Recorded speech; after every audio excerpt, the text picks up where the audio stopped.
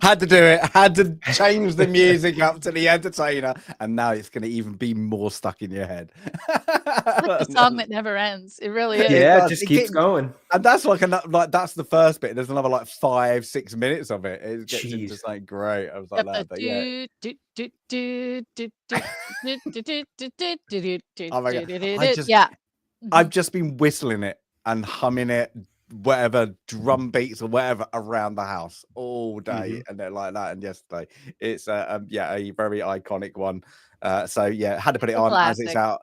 It's out of copyright now. So that's our ice cream truck music here. Do you guys have that? Yeah, that's our ice cream truck music. So I've always known that as that my entire life. Oh no, we have different music. Yeah, we don't have that. Interesting. Yeah, no. But like, anytime you hear that, the ice cream truck's somewhere around the corner coming down ready to sell ice cream. When you watch this, were you gagging for ice cream then? You're like, yeah, every time I hear it, it makes me think of it. Every single time. It's like that, whatever that science experiment is. I can't think of the name of it now. But yeah, you hear the sound and you just Pavlov's dog. Pavlov's dog. You hear the sound and just that, craving ice cream. Fair enough. Yeah. So the Entertainer from 1912, if I'm right. So it's gone out of copyright. So you can use it that version, slightly different to the movie version. They changed a little bit of it to hold it into copyright. But what a tune. So we're here for the Sting. It's Sandy, this is your pick only because you got there on the list before I did. I think that's good. They've saying. So this is a film I like. Let's just go there. And you like, and it's Jay's first time. So we're breaking it in again. Paul Newman, Robert Redford, Robert Shaw, in the Sting, 1973. Sandy, why did you put this on the list first of all? And quite a few other actors who, as I've seen this film over the years, I didn't realize it was those actors. Like I did not realize, wasn't paying attention. I didn't realize that was Robert Shaw as Lonergan. I certainly recognized Charles Durning as Lieutenant Stanley. I certainly recognized Ray Walston. Lots of American stage actors in this film. And Eileen Brennan as well. So just a number of actors, but I like this film for a number of reasons. And films that get a lot of play on television, obviously we're more likely to watch. And in the late 70s and early 80s, I felt like this was on television all the time. And my parents and grandparents loved Paul Newman and Robert Redford, big fans of The Sting and Butch Cassidy and the Sundance Kid and other films that both of them were in. But this film caught my eye even as a young person because of the aesthetic, the great care that the filmmakers took to portray 1930s Chicago. Now, they obviously went a little over the top with the film settings and but just such great care with everything from the costumes to the design, the cars, the way that the characters spoke. And we will talk about that because I did not know until we started making our lists for the Wheel of Film. I didn't realize that this was based on a book. The book that it's based on is called The Big Con. It's not a storybook. It's a collection of stories by a social scientist who studied how people successfully are swindled. And he broke it down to three things. He broke it down to the language used by the con man, the trickster. He also factored in the willingness or persuadability of the mark, the person who was going to be conned. And then the ability to manage, sort of like, a really good director, conductor, air traffic controller, if you will, all of the other people and all of the other factors that all have to come in play in order for the con to work. And it's very rare that a big con does work, but all those factors had to come in. So this book is more like a social science evaluation.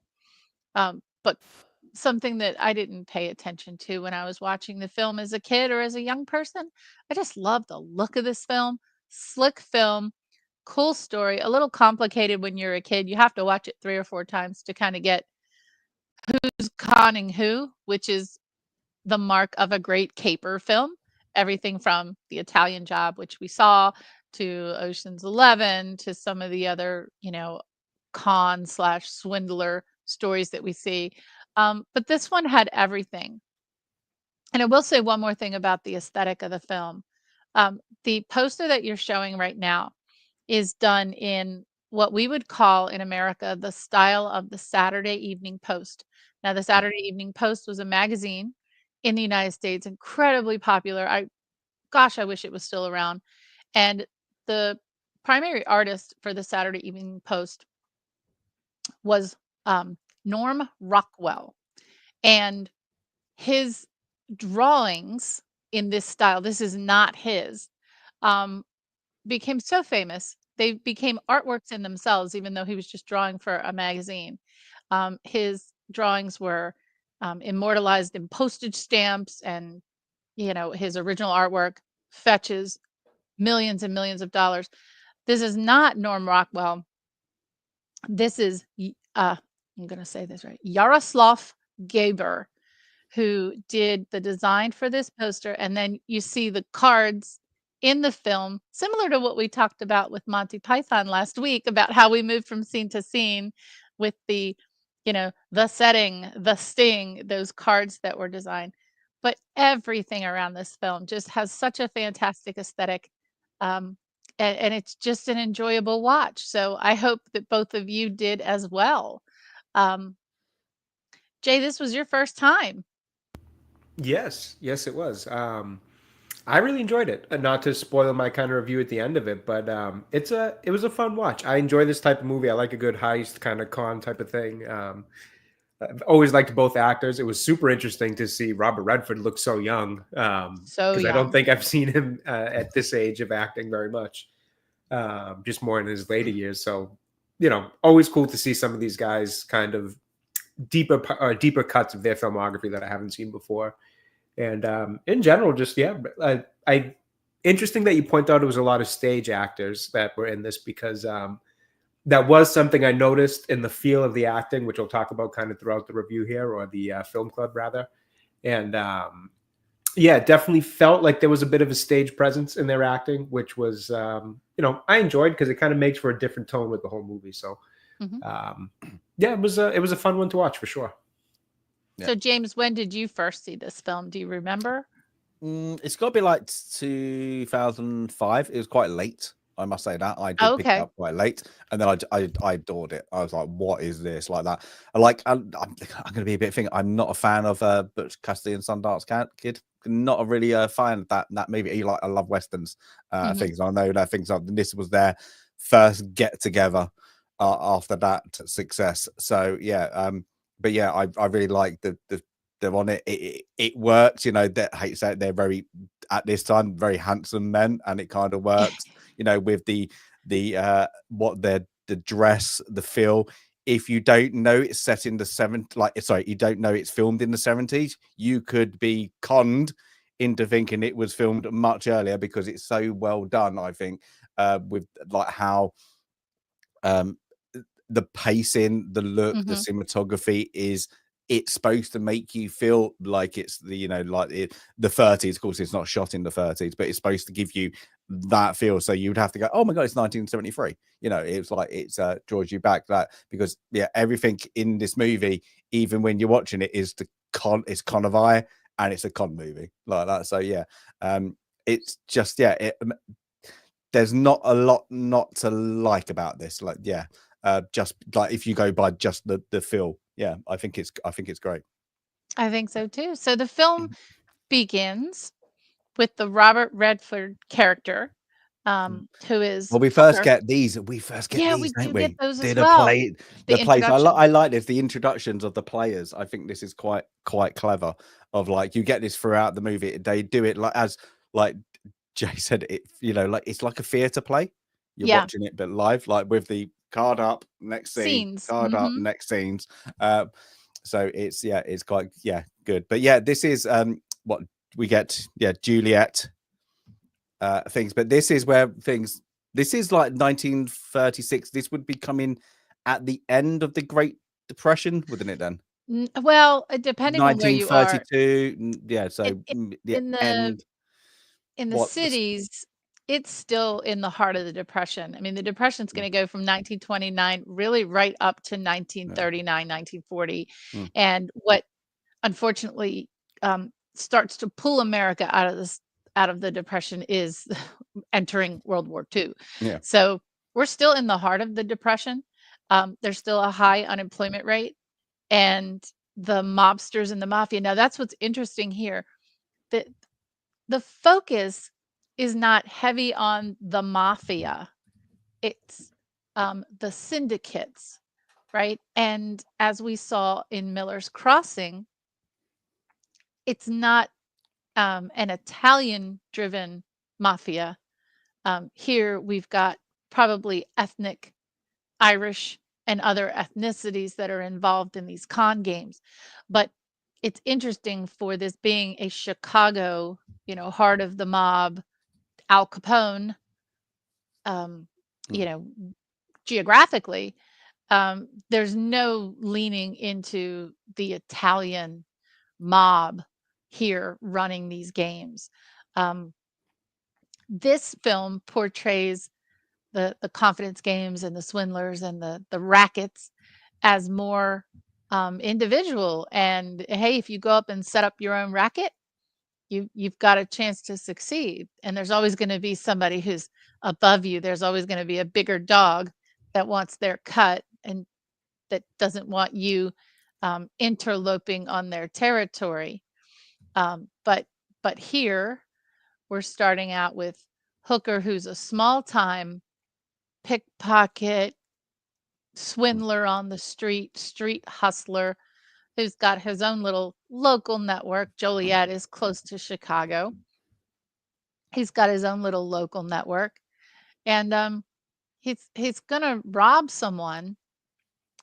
He sets up a con, and his associate is going to fake being robbed and stabbed and cut, and allegedly blindly trusting a stranger to deliver money for him, giving him an extra 100 to make it all okay, but in the process, of course, swindling the courier of his money, which belongs unknowingly to one of the biggest hustlers, racketeers that there is. And that puts Hooker in a really bad situation when the big guy figures it all out. So here we have the setup here with someone's been robbed.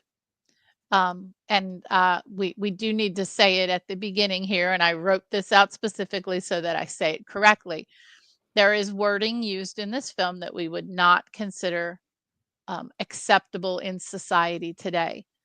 But one of the treasures of authentic film is that they do portray life as it was.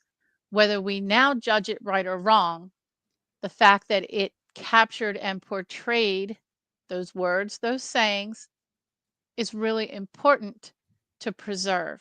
Because if we don't see what was wrong in our past, we can't understand why it's better in our future. And so the gentleman on the ground is referred to in derogatory terms in the film. But we have to preserve films, and we have to preserve that part of our history so that we can learn from it in the future. So I just want to make sure we say that. I think this film is incredibly progressive, however, for having in 1973, for showing a Black actor and a white actor, a Black character and a white character paired up as partners. And for also portraying, you'll find out in a little bit that the white character, Hooker, was friendly, very close with the family of this character. And that makes it incredibly progressive.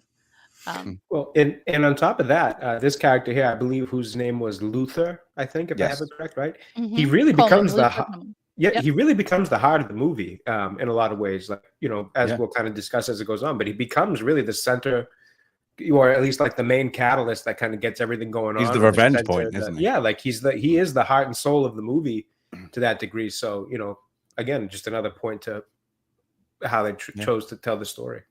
Yeah, I think you get to see when, of course, you're older, like, of course, now what's happening into Hollywood, is like how they portray, the ethnicity or whatever of the race or whatever it is of different characters. They do it well. It's even the guy who's later on, who's like the who goes out and gets stuff, and it's like that, and there's other characters in it like but like it's their setting doesn't distract you. They're like in the right roles, if that makes sense. So like you don't have to like that. They're like, this is 1973 and they still got it right. We I suppose if you want to modern terms, we can tick the boxes, but we don't have to because this was the right role for that character. It's like that. It really was. Yeah. It also portrayed life, and I've also heard some criticisms of other earlier films that try to downplay ethnic characters who were successful or who were leading a con or who were making decision makers. And even in the bigger cities where we know we still had segregation and we know we still had challenges, well, this person was successful, although in an underhanded way. The other gentleman you mentioned, he was running the warehouse where you could rent the furniture for a day or a few hours, and he's wheeling and dealing, on that furniture. So I think it's very well done. I think it's very progressive.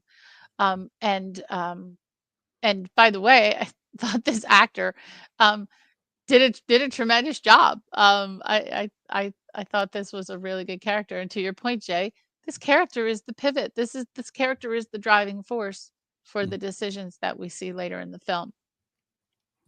Yeah, so they hustle a racket. I think they call it a rackets man, don't they? So a rackets man, yeah, racketeering, rackets. Yep. Yeah, so illegal betting, basically. So illegal betting. It's not really, I suppose it's opportunity con, isn't it? It's not a full like what we see later, a full con. It's literally he's well dressed, he must have some money. That is really the mark. That's where they kind of pick it, is like the next person who's got a bit of money. That's it. So the con is Luther he's on delay.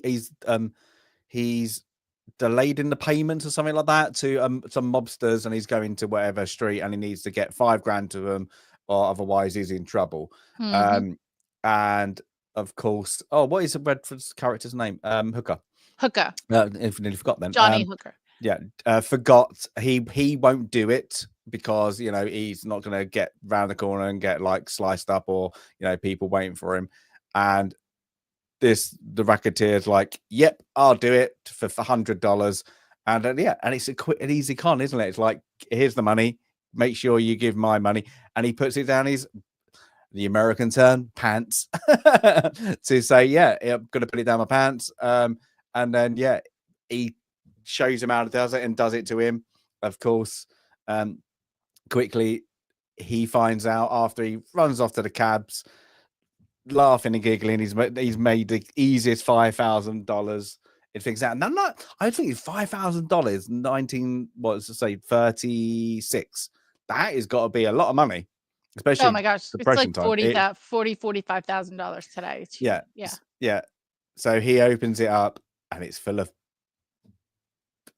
toilet tissue, really, isn't it? Yeah, paper, and this is, I think, but it's good. Like you get like Luther and Hooker when like even to this exchange, like it's they've got a good friendship. They're down and out kind of from the setting in Juliet, but like they've got a little bit, like you can see straight away they're not just I suppose a con man hustlers. They kind of like each other, so it kind of pulls in. So it's so they get $11,000. So I think that's where their take is.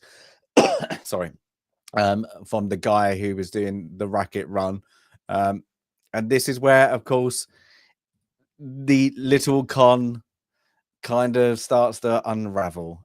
Mostly, I suppose, it's from Hooker's fault as well. Like, for two reasons. Number one, it's the person that you robbed. They robbed. They may not, had they known who he was working for, maybe Luther is much wiser than Hooker. So Luther probably, had he known, would have said, not this guy, let this Yeah. guy go. But That's what then, I'm saying. It's opportunity. yeah, Isn't it? but then also Redford is immature and he's going out for Uh, a bottle of champagne, a dozen roses, and he's going to a gamble. new suit. Yeah. That's to say, first thing you do is you rob somebody. Yeah, I'm going to go and get a new suit and loads of roses and a bottle of champagne, whatever it is. And it's literally put a target on your back. So he goes, of course, off to see. I suppose it's he's a girl. He's been flinging in and out of. I suppose I don't know what the polite. that's definitely one way to put it. Yeah, like that. So she's a stripper. Yeah, well, like you do. Yeah, so they do kind of really like a sleazy. I don't know what you call it. Like seedy, little. sleazy. It's not a nice little place. You can see like there's a few men separated. I don't want to know what they're doing. Don't but even he's want there. to think about it now. Yeah, on the back, he's allowed backstage, and little cheeky little smile for him. She comes out, of course, and it's like, what is it? She's got a show at 8, and he's like, she's gonna get $10 for it, and he's like, $5. $5. I'm not giving up my $5. And he's like, I'll spend 50 on you. And of course, what does he do? And we find out this is where, like, throughout the movie, he's very immature, but he goes to a backdoor casino and instantly puts is it $2,000 or $3,000? $2,000, isn't it? $3,000. $3,000. Free And, on red. Yeah, and this is the illustration of total immaturity, not because he chooses to gamble versus, invest it, put it in the bank, whatever, but because he's a con man who doesn't realize he's gonna be conned. He's a cheat who doesn't realize he's gonna be cheated. And that's where, when we later meet Paul Newman's character, Paul Newman understands that. That's why he's the master. He understands, and we'll see in a couple of different places where he's going to cheat, but he knows he's going to be cheating within another cheat. And you have to, it's 4D chess. It's double blind. You have to really get ahead of that. And this is what we would probably call in America rookie mistake. Yeah. Rookie mistake. You're going to gamble. They're going to cheat you. You know that. Yeah. But it's even like with this I don't know what the roulette person's called. They've been to casino real. I don't know. He's like, he kind of tries to warn him. Yeah. He's like, and he's like that, and he's like, no, until one of like blatantly like, a 2-time mobster is like, take the bet, and he knows then, he runs it all on things. You see the hands slide under the table. The little buzzer. There's a magnet. Obviously, come on, dude. You should know better. And he knows he's been done like that. I got that picture up because he knows he's been done, and it's like he's just like arrogant, like this time you got me this time kind of moment. And it's just But did he learn? So this is one of those things. Like, this would be the moment, Johnny, when you learn your lesson. When you learn that you're a swindler, you're in this world. He still doesn't understand what this world is. He doesn't get it yet.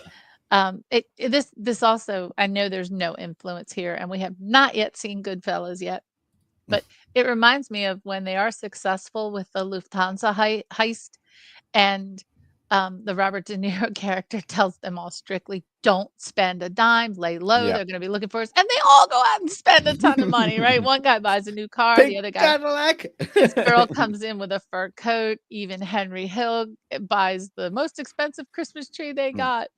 And first thing he does, new suit. Oh my gosh.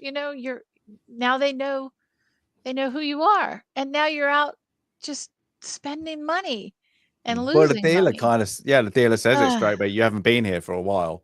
So Uh-huh. yeah, and he's like, yeah, I've been in a bit of bad times, but you know, I've got up and going. And then of course to flash that amount of money, like yeah, eyes are going to show. Mhm. They're going to go, hold it, 2 and 2. Somebody down the road got robbed, and look who's just come in the door with money they haven't had for a while. It's just like, yeah, it's a bit obvious. It's a bit dumb, to be honest, isn't it? So yeah. So having for that, his little fling, I suppose, politest terms, just give me the $50 next time, you know, Yeah, and then she's not gonna she's deal with gone. this. She lost She's $5. yeah, so she's off. He didn't show a good time. Yeah, so he's off, and of course we get the kind of again it is as the start said we're into the who are the players, so we kind of get this is the Chicago Juliet, I suppose, division Mhm. of who the mobsters back in New York of like, yeah, who was it? We know some, you know, I think they call it, what do they call them, hustlers? They call them something like, I can't remember what they call them now.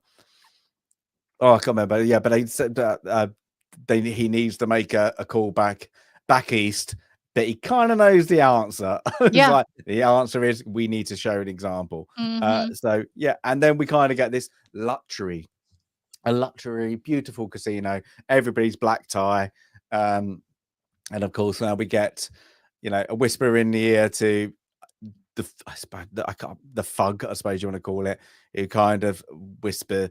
We see it also in the background two people playing cards, and we find out later this is how he does it. He only plays the house by Mhm. himself normally, and then of course was it Lonigan? His first things of like, and he's more of like you hear out like his good accent on him, his Irish accent of Robert Shaw. I don't care. It's like I think there's even a phrase later.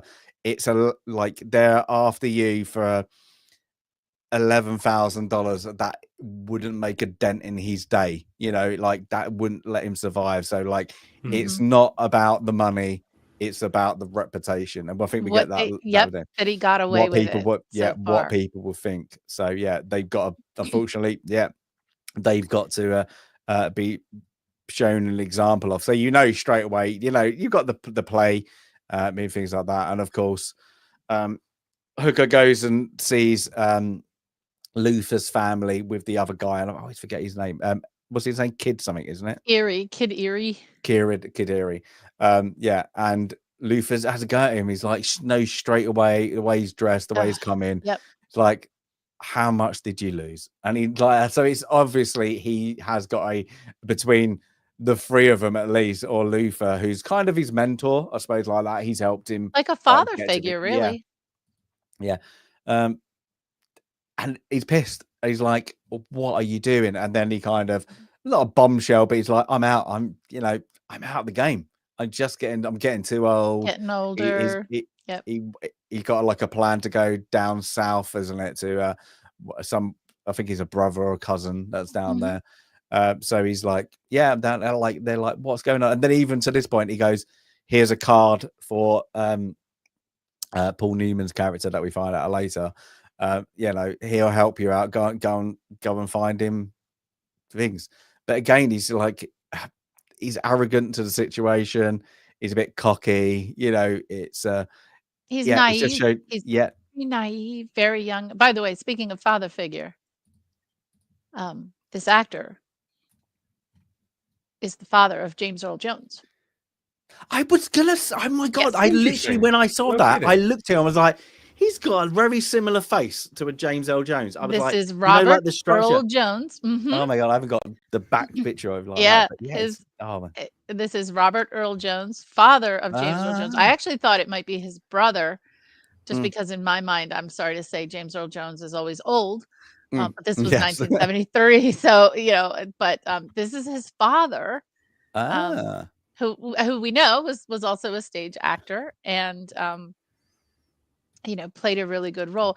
I did, since I mentioned it now, feeling like James Earl Jones is always old, and that's terrible of me. When we talk about the aesthetic of this film, now just follow me here. This film was released in 1973, which was 37 years after 1936. So between 1936 and 1973 was only 37 years. Between 1973 and today is 52 years.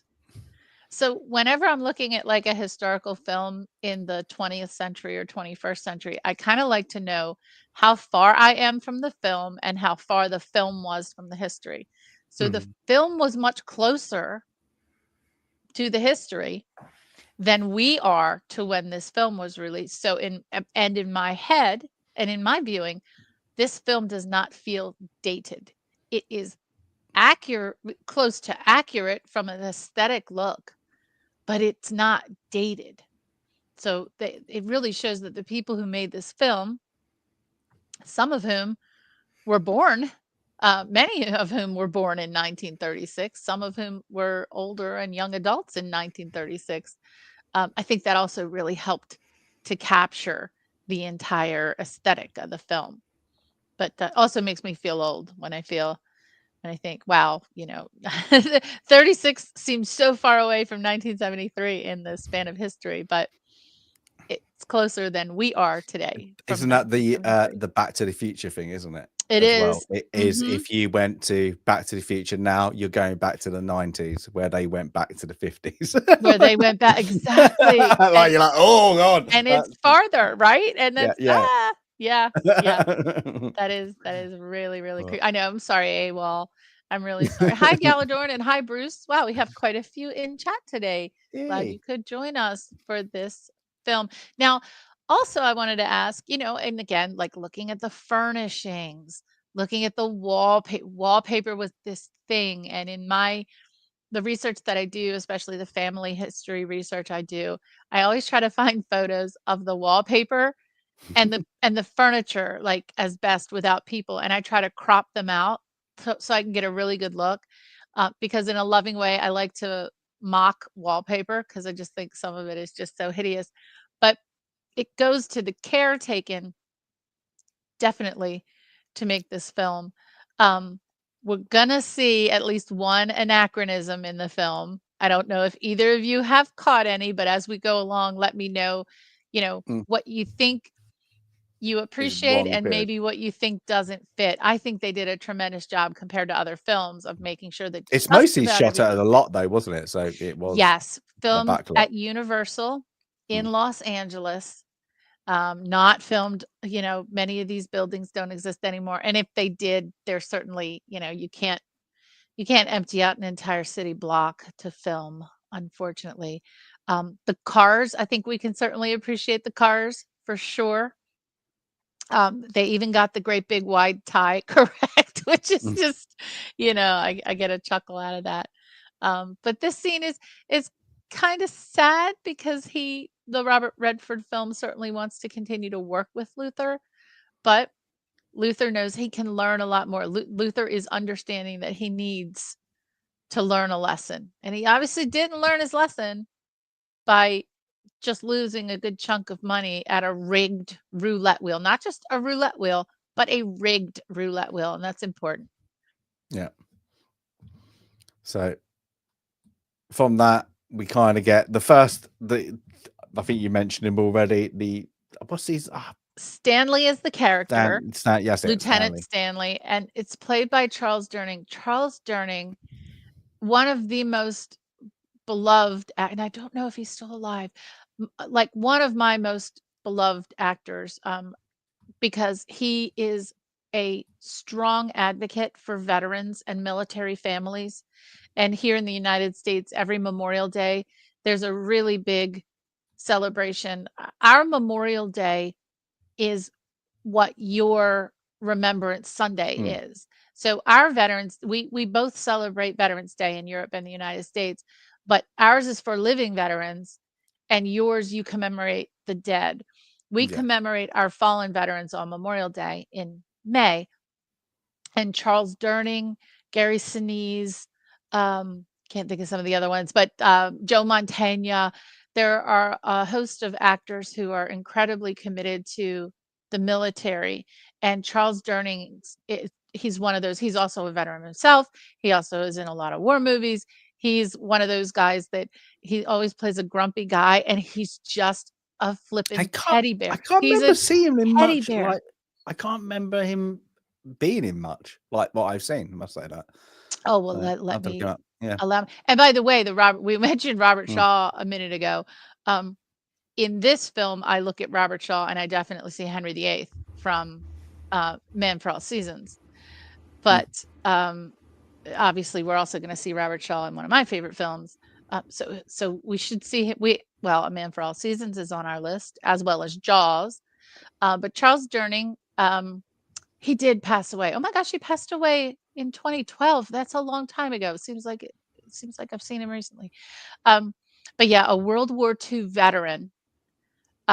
He was in Dog Day Afternoon, Oh Brother, Where Art Thou? The Muppet Movie. That's right. He was in the Muppet Movie. Yeah. Oh my gosh. I'm guessing because he's always the side character, isn't he? So He's you always probably the not. side Yeah. character. So A probably lot not of times a attention. grumpy old guy.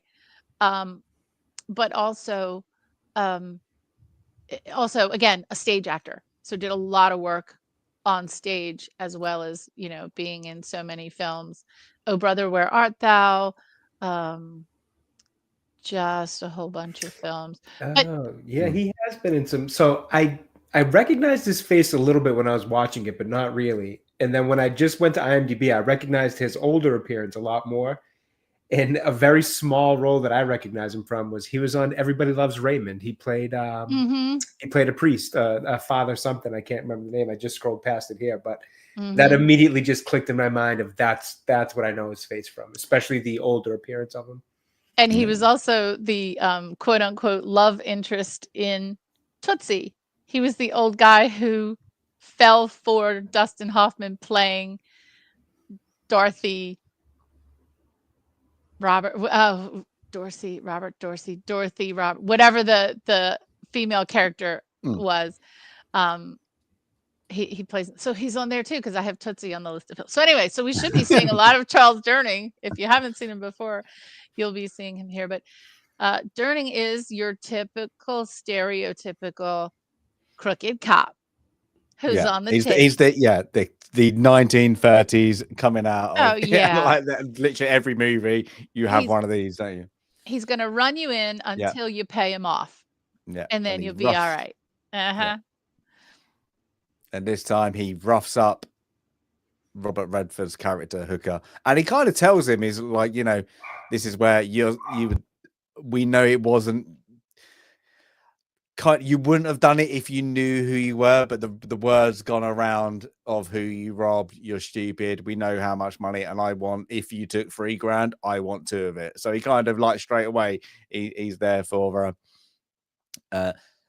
to call. So I don't care about you. I want a slice of you, or I'm going to come down on you harder. And of course, Hooker's character kind of is a bit of shock, and then after he tries to get out of the payments, then gives him the money with counterfeit. There you go. He's made another mistake, and I forget which film we were just watching where we said, a character that made just whichever one it was that just made a really, really poor choice. That was a bad mistake. He could have just either let it go, not paid it, or whatever, right? Better that you not pay it than to pay it with counterfeit. Because now, again, whether he knows it or not, he's a small-time crook. Now it's a federal offense. Counterfeiting, that's the FBI. Wire fraud, that's the FBI. So this little small stupid act then opens the door for what's going to happen later in the film. But again, kind of a smarter Khan would not have made that choice. So hopefully he's learning his lessons along the way. We shall see. We'll see. Well, he has to grow up quick, because he quickly realizes if they knew him, they know who Luther is, and he gets on the phone trying to get in touch with Luther. Unfortunately, he's too late, so he gets back to his apartment, and there's been a scuffle. It looks like he's been chucked out the window, and he's dead. Yeah, so Luther is, he's taken the hit for both of them, kind of that they found him first, so they've made an example of him, and of course Hooker has to kind of get out of there quick. So yeah, he's off to He's a good runner. He's a good runner. Yeah, he's not running in this. Yeah, so he's off, and then of course I like this because then it's the next scene, the curtain call, the next one. So we get the setup. I like it. It's a good little way to get these things. So we get kind of we're now in Chicago. So we're from Juliet to Chicago, and of course he's hunting down Luther's tip. Was it Henry? It's Henry, isn't it? Henry? Oh, What's gosh. Paul Newman's character? What's his first name? Yes, Henry Gondorf. Henry, yeah. And a girl. Yeah, so yeah, That's a he's weird last name, Gondorf. Okay, I have to remember. Gondorf. Gondorf. Yes. Gondorf. So yeah, he goes into to find it, and we get our first female lead, I suppose, like that. Of she tells him, "Nope, never heard of him. What are you talking about? What's going on?" Things. Now, I did actually. Now, people are going to say you have Paul Newman and Robert Redford, and the two leading ladies on that aren't the most attractive women. Well, let me tell you about Eileen Brennan. No, but the thing is, this was purposely done by the director to make them look like they had been. He wanted kind of unknownish things for definitely Robert Redford's love interest, but he wanted to make them look like they had a hard life. All the women have had a hard life. They're either a little bit older, so their husband or whatever died in the first world. They're in a point of their life, where they're kind of just getting through life. So yeah, there was reasons why he made them look a bit more. I don't say word is haggard, but he kind weathered. Weathered. That's a good word. Weathered. Yeah. So that was purposely done. He wanted to make sure they look like they've taken their toll in life. Yeah, and now So you say so, Sandy? So I was rudely, and it is so rude of me. Eileen Brennan grew up to play those stereotypical ugly old ladies in films, right? And movies. And if you look her up, she has that hard look, and they used it for sure. I was surprised when I realized this was her in this film. But your explanation makes total sense.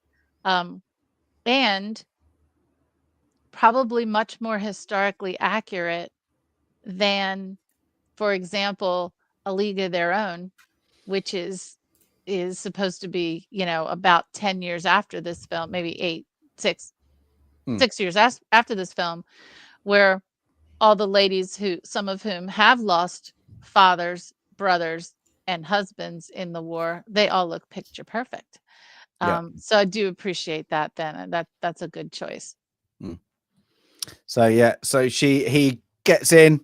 She finally opens the door after she realizes he's friends with Luther. She quickly tells him, "Yeah, we heard about that yesterday." So he's gone. Like, I don't know how far is Juliet from Chicago, just on the outskirts. She said, "Oh, a few minutes." Yeah. Okay, so yeah, it's like one of the suburbs or something. If you remember in the Blues Brothers, when Elwood picks up Jake, he's being released from Joliet prison. So the prison for the county, the big prison around Chicago. Now got do. That's gonna be another good film too. I know we've got so many good ones to talk about. But yeah, on this he gets Paul Newman squashed up out of his very drunk, stuck in the corner, falling off the bed, and he's still having a sleep. So yeah, and he's like, what have I left there? This is the guy who's supposed to teach me something. Yep. He's back. So Yeah. he puts him in the in the bath under a cold shower and like that. So Turn he it can't have off. his game. He's like, Turn it turn it off. So yeah, he's quickly finds out, you know, again, it's where he could get help of selling, like Lonergan knows about him. He kind of denies everything, doesn't he? Still, he's like, no, but they don't know about me. And of course it goes on, but of course, we now go to Lonergan, who is Nice sweater. yeah, nice. Like, but he's like trying to play like I think they've later on we find out he's from the 5 Points, isn't he, in New York, and he tries to make out he's a better rearing, Nouveau riche. let's say that, yeah, than he is. So he's with the, you know, the big mobsters. There's probably, you know, senators or whatever at this like things, but he's trying to above his station, let's say that he's still a grimy mobster. He's, you know, however he's made his money, he's managed to get a couple of banks and everything like that, but he's still, you know, he's still a dirty mobster, really. And he kind of tells his man, he's like, yeah, again, he's like, you need to find them. You know, it's not about, again, and I think this is what I said earlier. He points to one of the ones who's doing the putting. He's like, if they ever knew that I let somebody get away with, like, disrespect. That's what he's saying. It's about Even honor. though they Yeah. didn't, yeah, it's not about if they knew that one person got away with it, they then think I'm weak, and it's all about having that stature. So yeah, it's things. But of course, yeah, they're after him, and of course, yeah, Newman quickly. Henry is he figures out, you're going to take on, you're going to do the big con with me. So yeah, so he doesn't know anything about him. Like Robert Redford, Hooker kind of tells him, look, I have to do the big con because I'm no good at killing like that. So yeah, he's that angry. So the only thing he knows is being a con man, but he can't play the big game. So he needs help. And then of course Newman's kind of says, yep, quickly as well, yeah, I'm gonna do it for you. And then of course, like, what does he do? He gets a pedicure, like and a nice new haircut. Got to look the part, and it's like that. And it's great, like, because now Newman's starting to look a bit more dapper. Was it a dandy lad, I suppose, or whatever we call it? It looks a bit dandy. So yeah, and then of course I love this. Hold it, I have to do it. I'm the only one on screen. Yep. Yeah, throughout of it, I like that. It's just a very good every time. Yeah, it's on. They know, and that's the signal. I like that. You know, it's like I don't like you get like people who drive like Volkswagen Beetles or camper vans. They give each other a nod.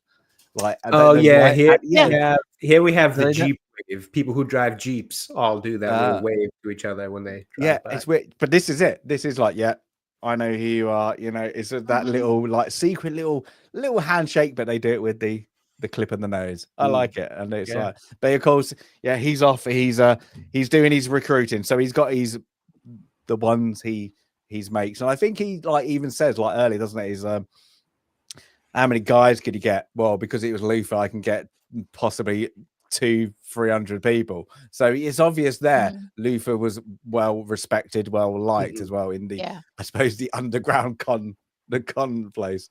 But yeah, so they get all these little things. This guy, of course, they gets a nod. And then of course the kind of setup. So they're having a little in the back of. But they never call it. They just call it. It's a brothel. Her place is a brothel, but they call it her. It's a. They keep and just mention it's an establishment. Like she runs a good establishment, and she's like that. So, like, when did this is what? When did Prohibition end? Oh heck! Started in 1919. Come on, Americans! Come on, history.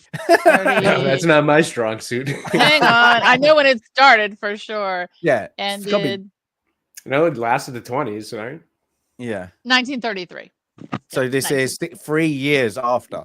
So like that. So there would still be a bit of, I suppose, you know, people coming back into the, I suppose, bars and like, you know, opening up what was probably illegal premises. They probably had them, back. So I'm guessing this is one of hers No, where, they were everywhere. yeah. There was more liquor running during Prohibition than there was not, when That's why we got Prohibition the ended. cocktail. Why we have the Oh, the yeah. cocktails, because the But liquor was so bad. Is to mix it with something else so you can get it down. Yeah.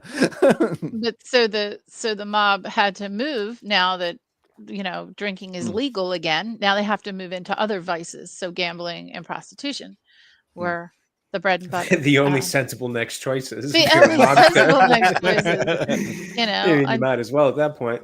until Yeah. we get And I into think that's what corporate shows, thrifting like later. with Shaw's character, like he's trying to, like he's buying more legit things, like he owns banks, doesn't he? So they are trying to, like, we put our money into more legit things, but but we still need that not to pay taxes, please. Like that. So Yeah, then yeah, there's so, that. yeah. So we got we just start to see the kind of the crew again. God, what's his? He got a weird name as well. Kid something, because he's another kid, isn't he? Twist, I think. Kid Twist. Kid Twist. What a name. That's, yeah. Really old, great mustache. Like, he's the one, he looks prim and proper. Let's say that. He's the educated out of all of them. Yeah, so we get back. So we get to now see her her establishment, and kind of like now Stanley, isn't it? Again, tries to kind of tries to show a bit of balls. I'm here to find out if Hooker, he likes these establishments, so he's got a reputation, and she just plays it kind of cool like that. She Yeah, was it great. doesn't mean anything here. Yeah. Show me the rooms. Well, you don't want to knock on that door. Your chief of police is in there. Yeah. Perfect line. Yeah. Perfect line. And whether he was or wasn't, it doesn't matter. It doesn't matter. Maybe he was, maybe he wasn't. But she's just like, look, yeah, whatever. You come up here all the time. We just like, yeah, we've had it before.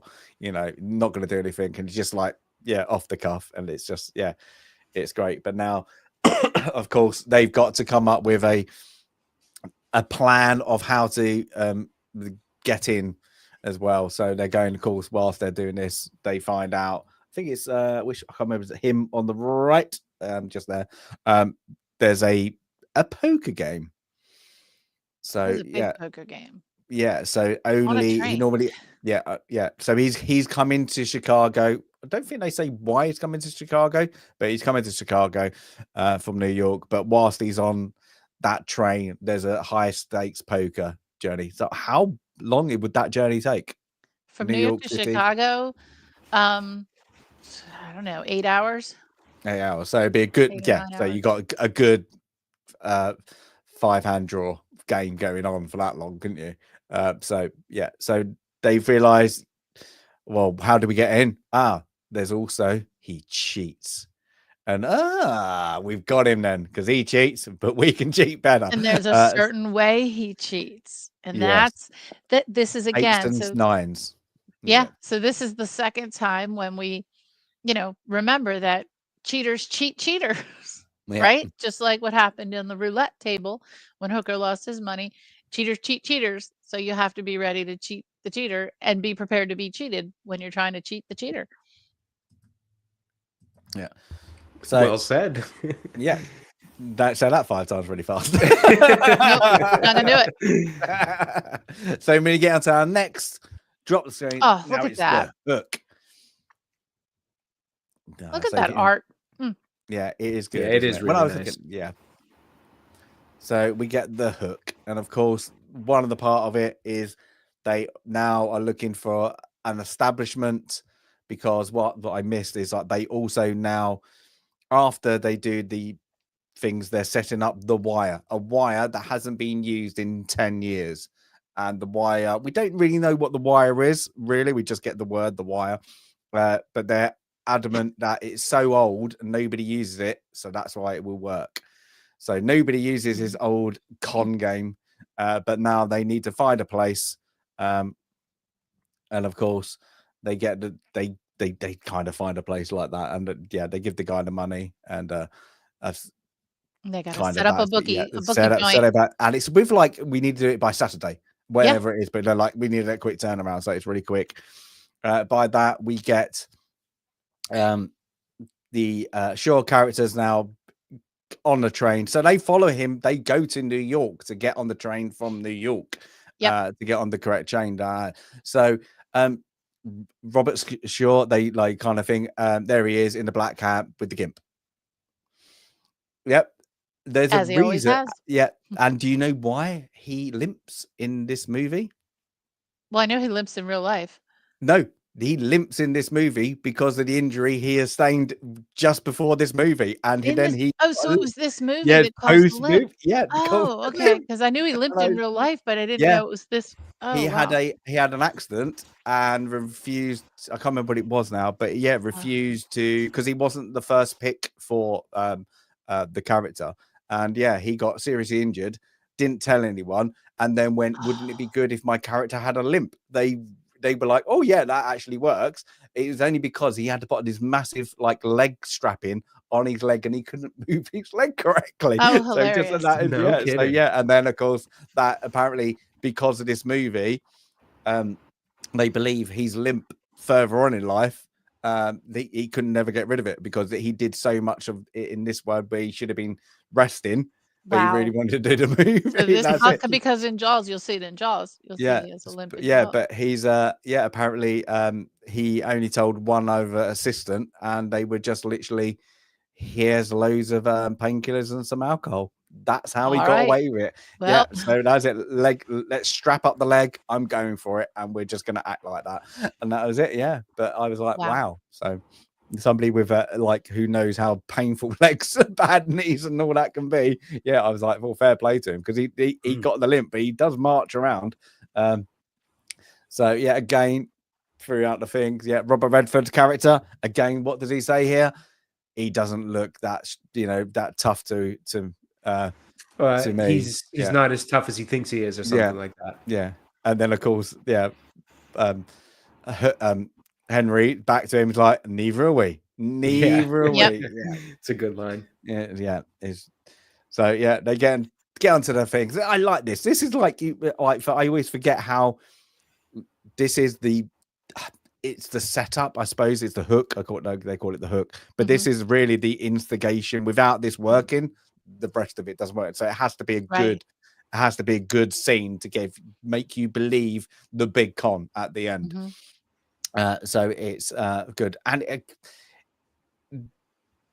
the vibes give you like vibes and like of other, I suppose, heist movies, like modern ones as well. I think this whole scene, they like it's very reminiscent of movies you see now, of how it's all set up, with the things.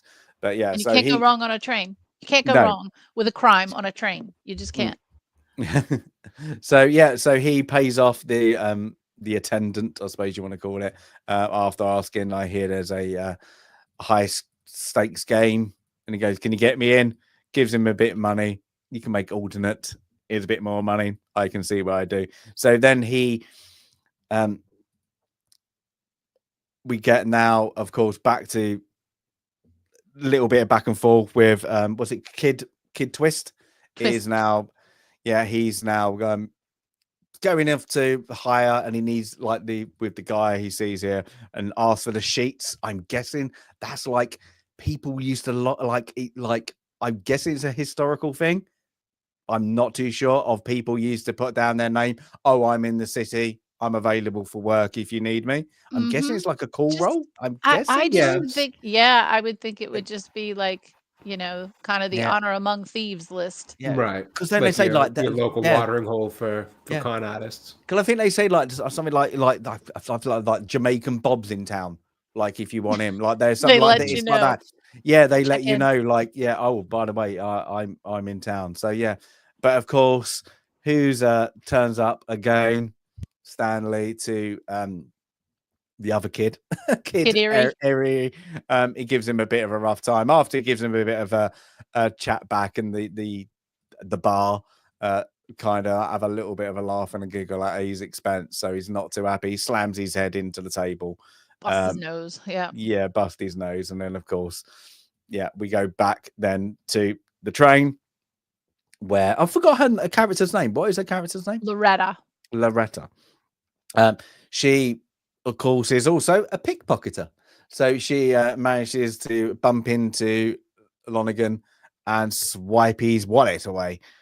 She hands it off quickly to Hooker, who then, takes it back to Henry, who's kind of doing his little card tricks. He's like showing that he's good at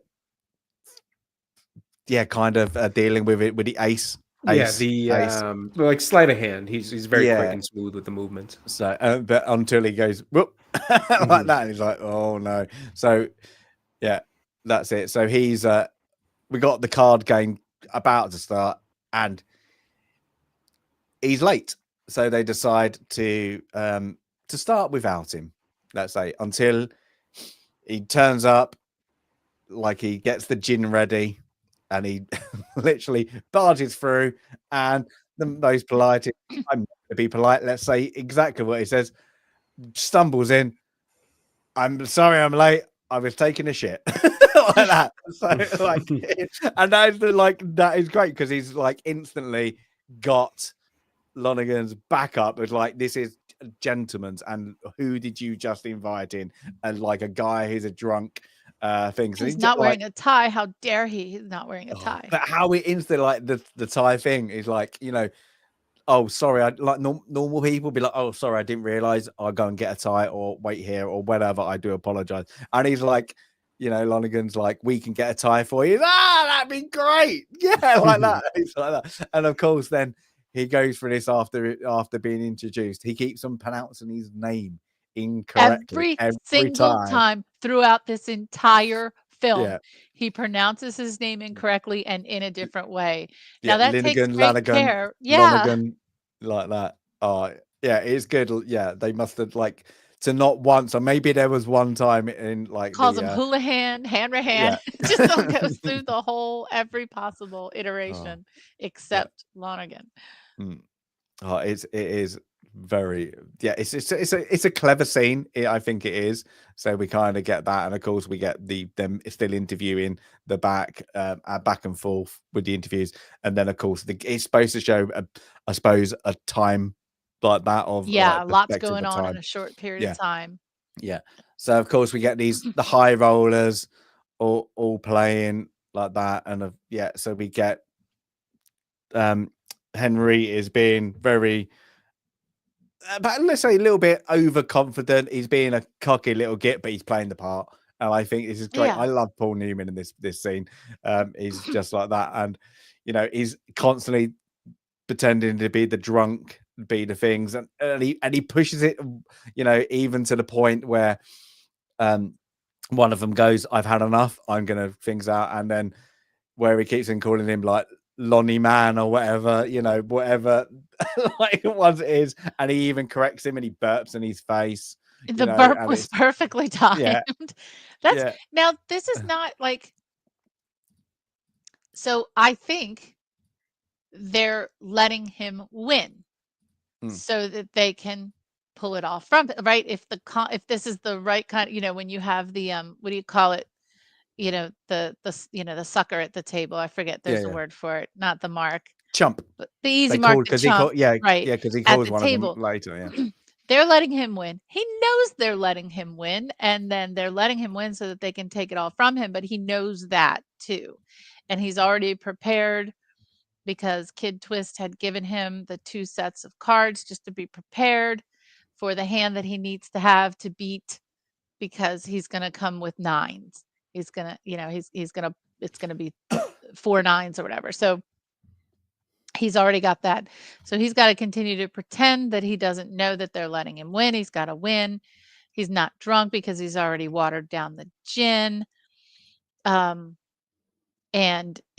they've got him where they want him, except he's being so rude. It's discombobulating to Lonergan. Like, and that's part of back to the book, because the book, The Big Con, it's not this story. It's a collection of short stories and the elements that made a con work or a con fail. And one of the ways to make the con work is to be slightly annoying because you're always, if you're in this world, you're always at the risk of being conned, even if you are the con. So you have to put the other people, like, just throw them off a little bit by doing something silly or something stupid or something out of character. And him continuously repeating his name incorrectly is the thing that this character is doing to put Lonergan off, to get him off of his game. And then the rudeness, and the kind of being a slob, that's the icing on the cake. But that continuous repetition of his name, it's going to annoy him, and it's going to make him maybe not put his guard down, but maybe there was an opportunity somewhere along the line for Lonergan to see that he was being conned, but he didn't, because his attention is being misdirected by this annoying behavior of Well, he Henry. loses it slightly, doesn't he, when he grabs Yep. the gin bottle and he's like, Yep. "You're gonna remember my name," and it's like that, and he takes the gin He's off getting him. to him. He's getting under his skin. And then we want a 5-minute break, so he tells his goon, I suppose the best way to call it is, to fix him nines, and he's got one guy left, and he's like, I want him out of the game quick, I'm literally going to take him for everything, shut him up. So he's, as you say, his attitude, he's got to him. He's now the mark. He doesn't realize he is the mark. He is like that. So yeah. So he manages to swipe it. We kind of get then the show of the hands. So Lonergan gets 2 9s, and Wasserlane gets his freeze, Yep. So it's a very weak hand, but it's a strong hand out of if you're not doing Texas Hold'em, it's actually quite, it's a playable hand. What's the odds of somebody else having having 4 of anything, right? 4 of anything, yeah. So yeah, but of course Lonergan then pulls out his 9s, and then they go back and forth with, straight poker. Everybody's in it. He asks for 10. Can I have 10,000? What's going on here? 10,000 more. So he raises all in. Wasserlane is looking, we've got him. So he puts down, after the raises, your 9s.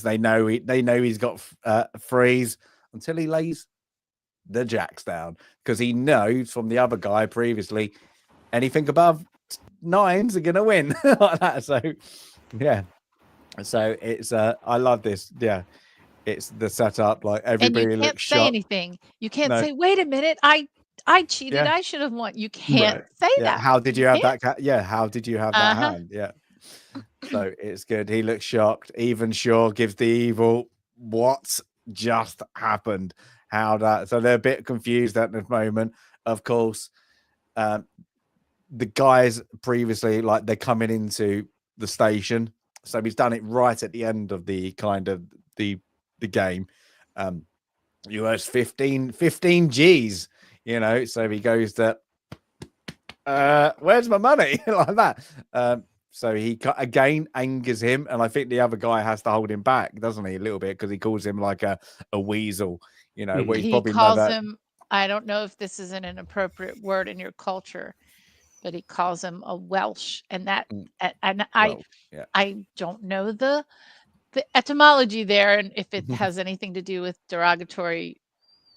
being derogatory toward Welsh people, but over here, if you're trying to get out of a bet, you're Welshing on a bet. Yeah, exactly same terminology. Yeah, that's what it means. Yeah, there's nothing. Yeah, there's much more we could say about the Welsh. Oh. But yeah, of course. So he goes, he gets that, and I'm gonna send the boy. Make sure your money's ready. He's gonna send it to his cabin straight away. So of course they get back. Hooker's now ready to play the next part of the setup, I suppose, like the hook. So he goes in, gives him the things, how did he win? Because he cheats, and he knew you were cheating. So he like that. So he's very open, and of course he gets pissed off so much where he tells his goons to kind of put one in the back of them, the back of their head and chuck them off the train. And they're like, no, you've got too many witnesses and we're just coming into the We're station. too close to the station. We're Yeah. coming into the station right now. So they planned again. It shows like they're planning. Everything's literally, they did it now. It's like Now, the clockwork. only thing I don't, well, there are a few little tiny holes in the plot, but the one part I don't buy is these two characters don't know each other. And very quickly, Hooker tells Lonergan basically he wants to two-time Henry. And he gets Lonergan to believe him very quickly. In The Godfather, when Luca Brasi goes to Talia, no, when he goes to Sollozzo and says that he's ready to turn on Don Corleone, they know each other a little bit. He gives him the background. This has been brewing for a while, and it doesn't even work. But here, it's quite fast for this guy to come in and say, "Oh, by the way, I need to get back at my boss here." I think it's just an opportunity because he's pissed Yeah. off and he's going, well, I've got the opportunity now, to think of my, you want one back on him, you can get, take out his business. It's a little bit weak. Yeah, but I okay, can we have see. to believe it. I think I can agree that I think that's what they were trying to do, but I also agree with Sandy where it does feel like it's a little bit rushed. You would think, just given this guy's stature in whatever part of the criminal underworld he's in, that he'd be a little less just immediately trusting, even if he just lost, a chunk of change in a hand of poker. So, but yeah, he kind of instantly, they come out, follow me like that, get into the car, and we're going to sort it out. But of course, when they're having their conversation, Urka goes back He had home. left a piece of paper, a little slip of paper between the door and the door jamb so that he would know if someone had entered his apartment. And of course, when he got to the door, he saw the slip of paper on the floor, and he just in the nick of time, turned around and started running again. And he's a running, and they're shooting him. And this is another thing. So the guys who are after him know who he is and know his face. This is where I got a little stuck too. They know who he is. They're after him. They've got his face. Lonergan, I guess, had never seen him, so he doesn't realize that the same guy that he's now made friends in, he used a different name, Kelly, I think, or Louis, some other name. Kelly, I think you're right. He doesn't realize it's the same person. Otherwise, why would his goons be going after him? And then he's chumming around with the bodyguard. It's like the bodyguard hasn't talked to these guys here in Chicago. And so it had to be that Lonergan and the bodyguard are coming from New York because they don't know this guy, right? Otherwise, this all falls apart. It's like, well, half of this group is trying to kill him and half of the group he's trying to schmooze up to. But it's just that they don't realize that it's the same guy. He's off and running. They're kind of like the people, like he's number two, he's makes a call, they make a call to get these guys things, like that. So they I'm guessing he doesn't care about what he looks like, the description, he just wants him in the ground, so it's like that. So maybe they kind of missed that part because he's right there standing next to you, handing you money, taking your money. Yeah, so he gets away on a little vehicle like that, grabbing onto the side, right, on the little street sweeper. Yeah. And then, of course, we get now the towel. So we're on to the nexical scene where we've been told from the previous one, if you this is the cafe on the corner of where they've got the parlor, the betting parlor.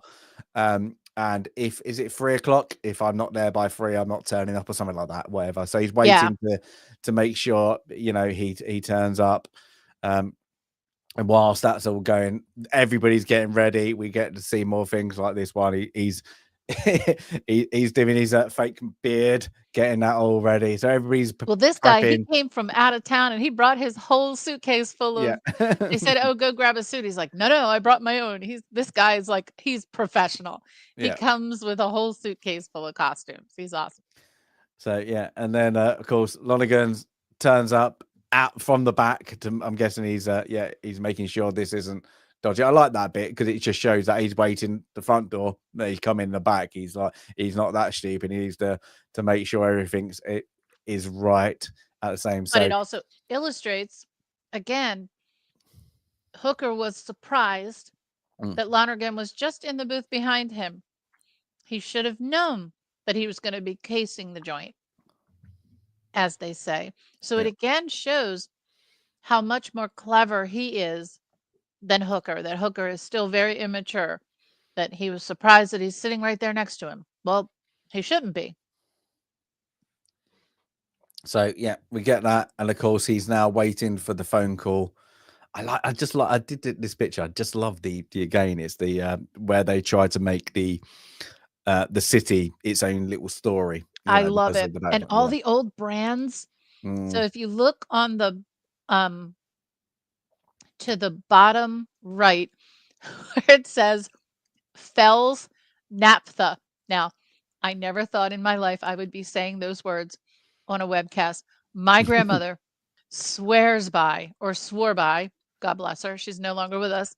Fells Naphtha is a soap to get stains out of your clothes. And she made sure all of her grandkids always had a bar of Fells Naphtha. They still make it. It's very hard to find. And I still have a bar in my laundry room. And it really does get the stains out of your clothes. So if you have like a tomato, especially tomato sauce or something like that, definitely you got to grab a bar of Fells Naphtha. It's going to be one of those things that is only available in America and it's banned everywhere else or something. It's going to probably some kind of acidic poison. Yeah. Probably is.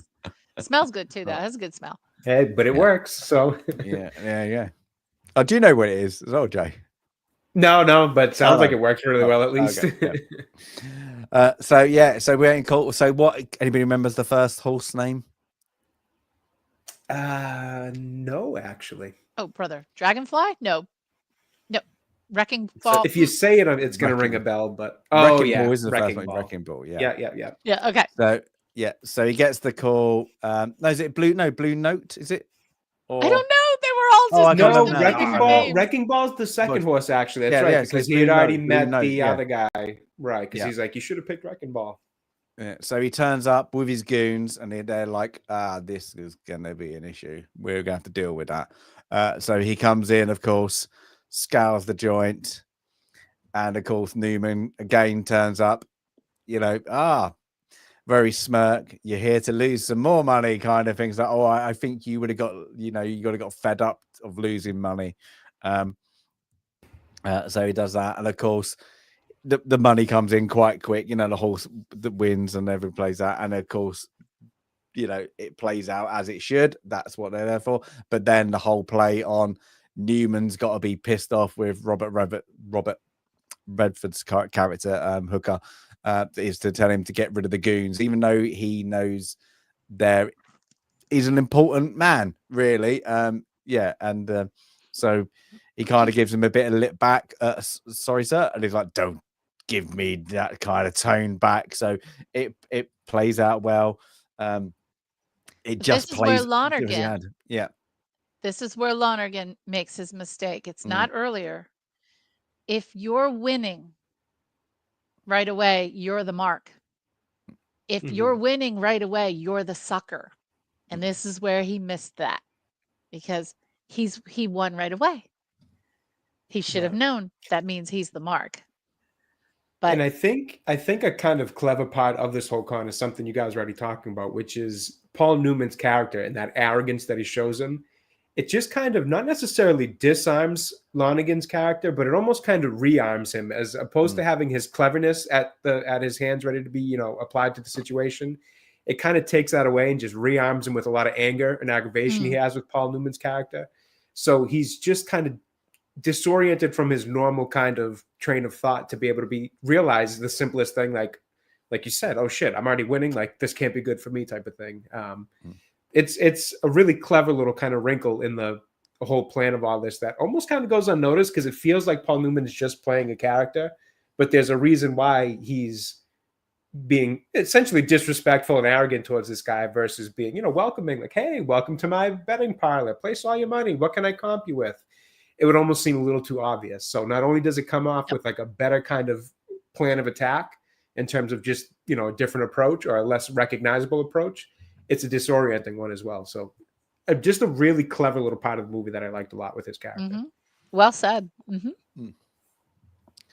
Yeah, so they get kicked out, but again, it's like what he's probably not used to as well. What Jay's kind of say, but he's not used to it. He's not used to that. Yeah, because he's probably usually gets a lot of like laying out the red carpet kind of treatment versus this, which is like, what's this guy's like?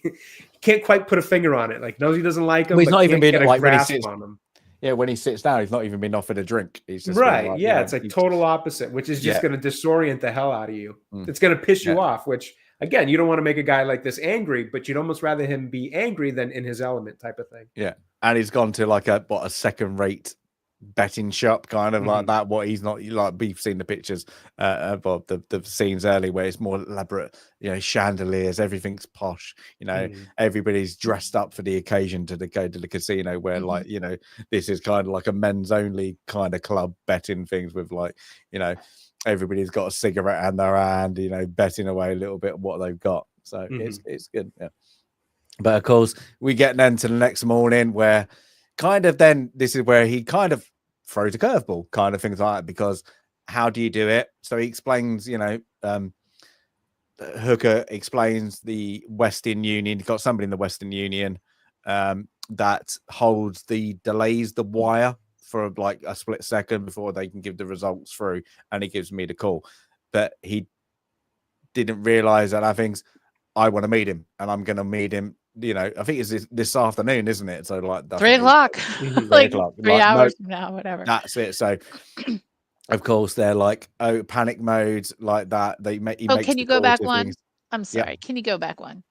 Nope. One more. Jay, didn't you say on another film how much you liked the smoking jacket? Yeah, it is a nice classic smoking jacket. Something about that dark red with the black trim. It's just nice. I can really see now Jay sitting there in it with a pipe. I can. There like that. I think I gotta invest in one of these. A dog at his feet and a cognac in his hand. I like this idea. I kind of like it as well. I'm gonna go there. Next time you see me, I'm gonna change my whole background. Just make it like all green, a green library or something, like a green level. Yes. You deserve some comfy clothes when you get to a certain age. Yeah, fair enough. But who does anybody know these like somebody goes smoking jacket? That's what I'm gonna have. Can you even get? I know what it is, but not what it's made out. But I will say, I'll often wear a robe, so like I could see myself wearing just out of pure comfort. More so in the winter when it's a little colder, but I enjoy wearing a nice robe. With would you have it with? Nice. Is wearing a kind of cravat? Well, that's the thing. I probably cut it off there. I want to be comfortable, so it's going to be sweatpants and a t-shirt or something underneath. But the smoking jacket class is the rest up. So this is the merch. The film club merch. Smoking jacket for the gentleman. Oh, we're going to embroider it, just FC. There we go. That'd be great. For the women, funny. I've started wearing the fingerless gloves that are like good. They're good for your wrists and your carpal tunnel and all that. But now they make them quite fancier. Not just the typical like copper mine stuff for your hands, but now they make them like quite fancy velvet and lace, so you don't have to look like a freak when you're at work. I'm seeing more people wear them just for they are comfortable. They're very comfortable. So we'll have the smoking jackets and the gloves for the ladies. Yeah, that'll be very 1930s. Well, if we ever do a film club meet out, that panel might be. Oh yeah. Like that. But so yeah, he makes his call. Of course, now we get Stanley is back after he makes his call saying, yeah, we can make it happen.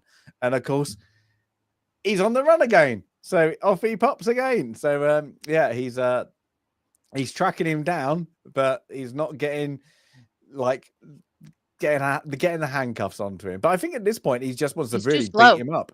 Yeah, at this point Yeah. he wants to beat him up for He does. the counter flicks. So yeah, it's things. But now, so we get the next bit after a little back of what actually happened. We now get The Wire.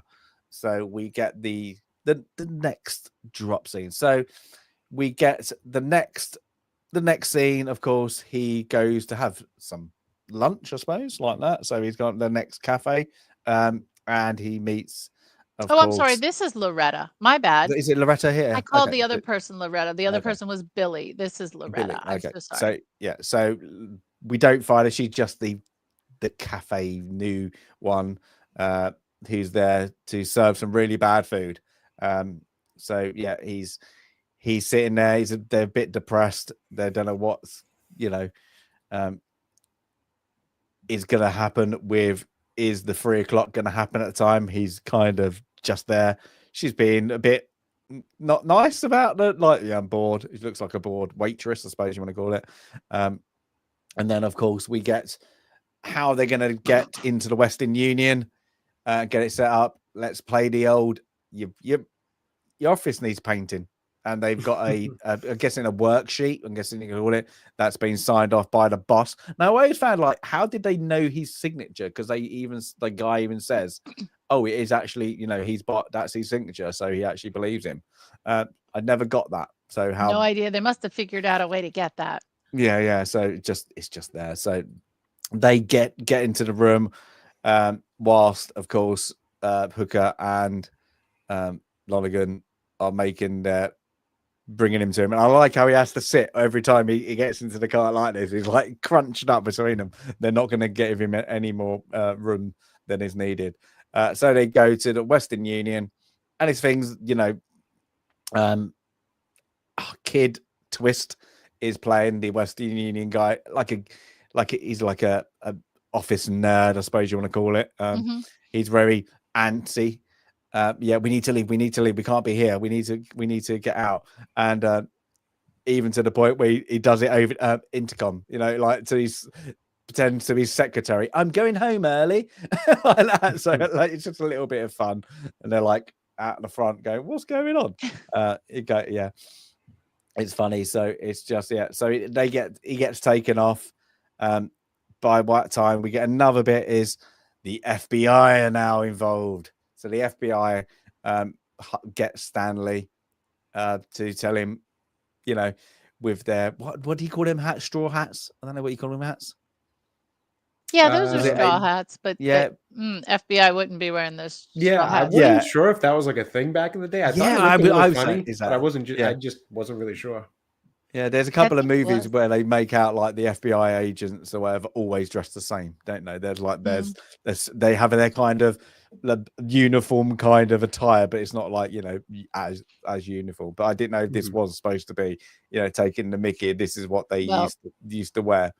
There's nothing that the local cops hate more than when the feds show up, right? When somebody's stepping in to take over, whether it's Die Hard or every movie, or even Ghostbuster. When the feds come in to take over, boy, the local cops can't stand it because you're stepping in on my territory, and I can handle this. Yeah, but it's counterfeiting.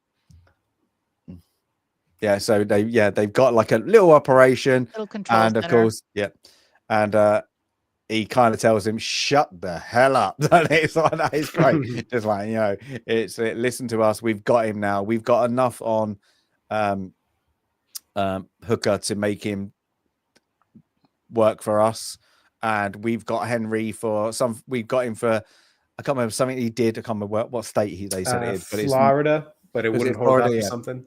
Yeah, no, so we need him to kind of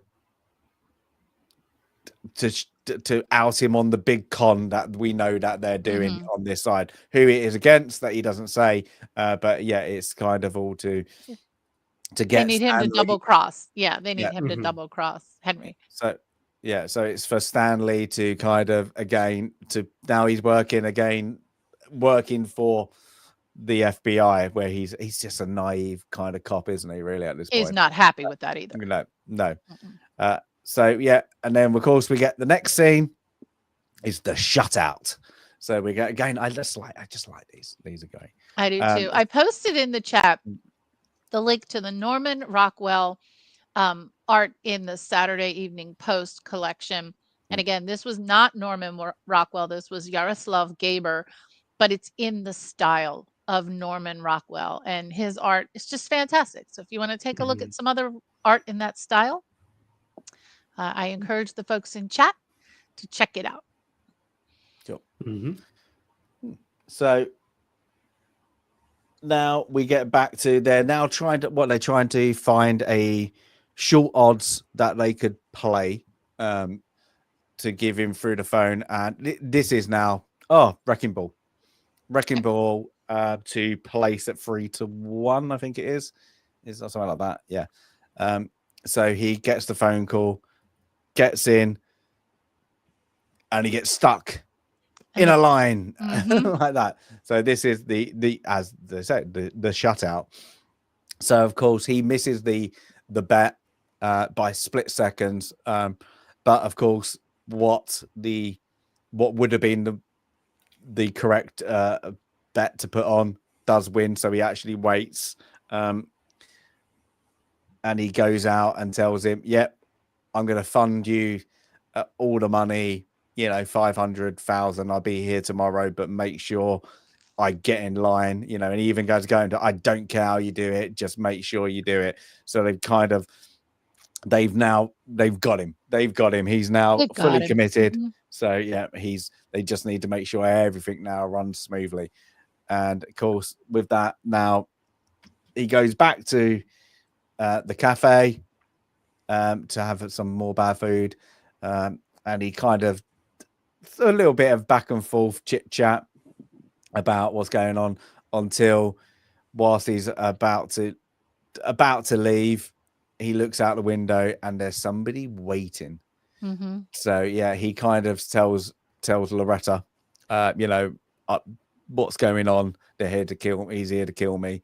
So he goes, of course, he goes out to kind of play the guy's hand to see if he actually is, one of the, I suppose, the mob, like they're hitting forces, and pulls the gun, and then he's on the run again. So he runs back into the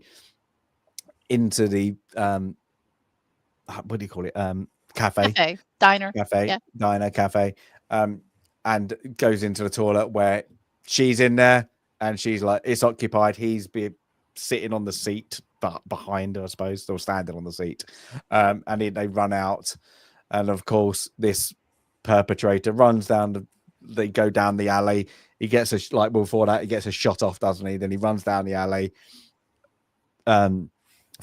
followed by this mobster, and then he goes into the alley and nothing's there. But then he turns and says, "No, Selena.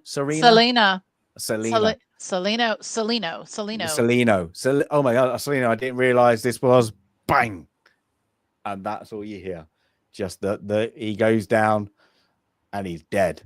Who this person is, we don't know. We don't know.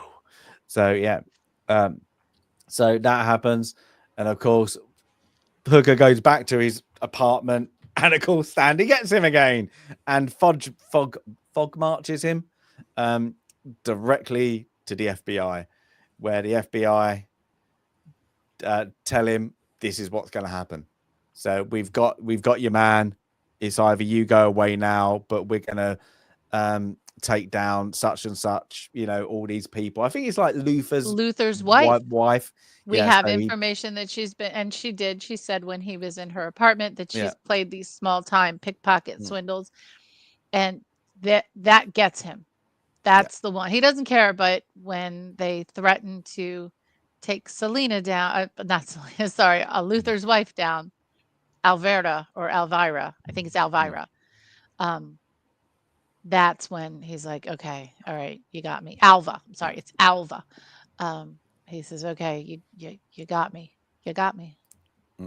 Yeah, so he thinks so. We get that, and now it's the night before the con, I suppose the con. So they're all just kind of chilling, playing cards, giving it a like. Again, it shows Hooker's kind of immaturity. He's very antsy. He's very like you could see, he's a bit nervous. So he goes for a walk, I suppose, like that, down to the town, past the cafe, sees Loretta's lights on, and just knocks on the door. At 2 a.m., it's like, do you want to come out? Her little neighbor comes out. Little old lady across the hall sticks her head out. And she goes, "Good night, Mrs. Newman." It's funny. So yeah, and then little of course nosy neighbor. She leaves the front door open for him to after his little puppy eyes about the thing. So she's come inside. So they he gets his end away, let's say. the politest terms. And in the morning, yeah, and then we get the next bit is now it's the sting. We've got the sting on. So but he realizes though when he wakes up in the morning and she's gone. Cash, he noses around the room and there's nothing in her room. He opens the drawers, there's nothing there. He opens the closet, there's nothing there. And that's odd. Does she really live there? Right? There's nothing there. I think now it's kind of coming together a little bit in his brain, but she doesn't take his cash. It's still there. Well, that's it. Like this whole these sequences like are all the pieces all coming together, isn't it? So we get like, of course, the money, your $500,000. I bet you two were like, "Ooh, that'd be nice." The $100 bills, and then of course we get a showing of another hitman with a silencer. Now, so they're coming on. Of course, he makes his phone call. Everything's in place. This is everything's going. He looks a bit concerted. He goes down an alleyway, and he sees Loretta coming towards him. He gives a little bit of a smile. Oh, there she is. She must have gone out early. But the hitman is around the corner, of course, spying on him. He pulls his weapon, goes to shoot, and he shoots her. Bang! Directly, as we see, in the middle of the forehead. She drops, and of course, he runs up. She was gonna kill you. Her name is Celino, and she Celino, who we just saying. So she's one of the one of the top hitman that they use. So so she was planted in the cafe by Lonergan's men to kind of draw him out. So she did her job until this last moment. She didn't expect anything. So he's completely shocked by this event. And I like this. Is a good little twist. You don't see it. Bob, Jay, your first time, did you see it coming? Oh, sorry, my mic is muted there. There you go. No, I was kind of thrown off by this. Yeah, it is good. You're like, oh, okay, yeah. So it's a good one. You don't, I didn't see it, and it's a good little side twist to the main twist that's going on. I like it. And even when it happens, you still kind of don't know. Like, you still kind of wonder, like, was he really telling the truth that there was an assassin and all that? You still didn't quite know where the twist or con was going to end up with that one, even. Yeah. So that happens. Of course, all the pieces all come into the parlor. Everybody's waiting. Of course, they're now just got to get a horse. They've just literally, and so they're waiting for like 4-1, 3-1, or whatever it is. But everybody's winning today. Unfortunately, it's a long shot as well. So that's it. So Lonergan is sitting with his 500,000, and he's just waiting for that phone call. So the phone call finally comes for place it on Lucky Dan. At whatever time it is, but Lucky Dan's the horse. So he goes to the parlor, with the cash. 500,000 on Lucky 100,000. Dan. Now, what would be 500,000? And we said like 5 grand was 50 grand. So this is 500 grand. Oh, Like, where's my inflation calculator? I there you had go. that Go up on. to do the numbers. Hang on. Look, it's So got to be like 500,000 20 million. in Got to be. 500,000 in 1936. Calculate to today. It's going to be something It's ridiculous, isn't it's 11. Yeah, it's $11.5 million. it? $11.5 million. Wow. Yeah. So yeah, so they all, of course, the cashier's like More than plays the role. 20 times. Yeah. Mhm. Yeah. So I'm gonna have to go and get my boss like that. Yeah, And I it's don't know great. if we can take this. Yeah. So but it's good. Like they're he kind of belittles him. He's like, no, we can't. Again, it's the good con. Is like, no, I can't take the bet. And of course, yeah, like it would, we can't pull it off in time. We can't lay down that bet. It'll bankrupt us, or it would close us down. And he kind of then, this is when Lonergan, okay, I need to belittle you back and calling you're not just a cheat, you're a coward, to try and get what he did to him, back at him. So yeah, of course, then he's like, yeah, take it all, take the bet. And of course, he's sitting there waiting for the racers about to start, and he sits there saying things. The bell goes off and the race goes, and he tells the Western Union, who's played, of course, by Kid. Oh, was it called Kid? Twist. Oh, Kid Twist. Twist. Oh my God, so many kids. He doesn't look like a Kid Twist. That's why. He definitely doesn't. And he kind of tells him, "What? I said to place. He's gonna place." Place. So yeah, yeah. place. Yeah, it wasn't win, it was place it. So placed it. Yeah, he did what he heard. He placed it all on Lucky Dan to win. And he said no, he was going to be placed. So he kind of gets up, panic modes. Give me my money back. Give me his mistake. And of course, whilst that, straight away, FBI busts through the door. Hands up, everyone. So everybody looks shocked. What's going on? You don't know. So yeah, everybody's got their hands up. Everybody's in panic mode. And it's kind of like Lonergan doesn't know what's going on.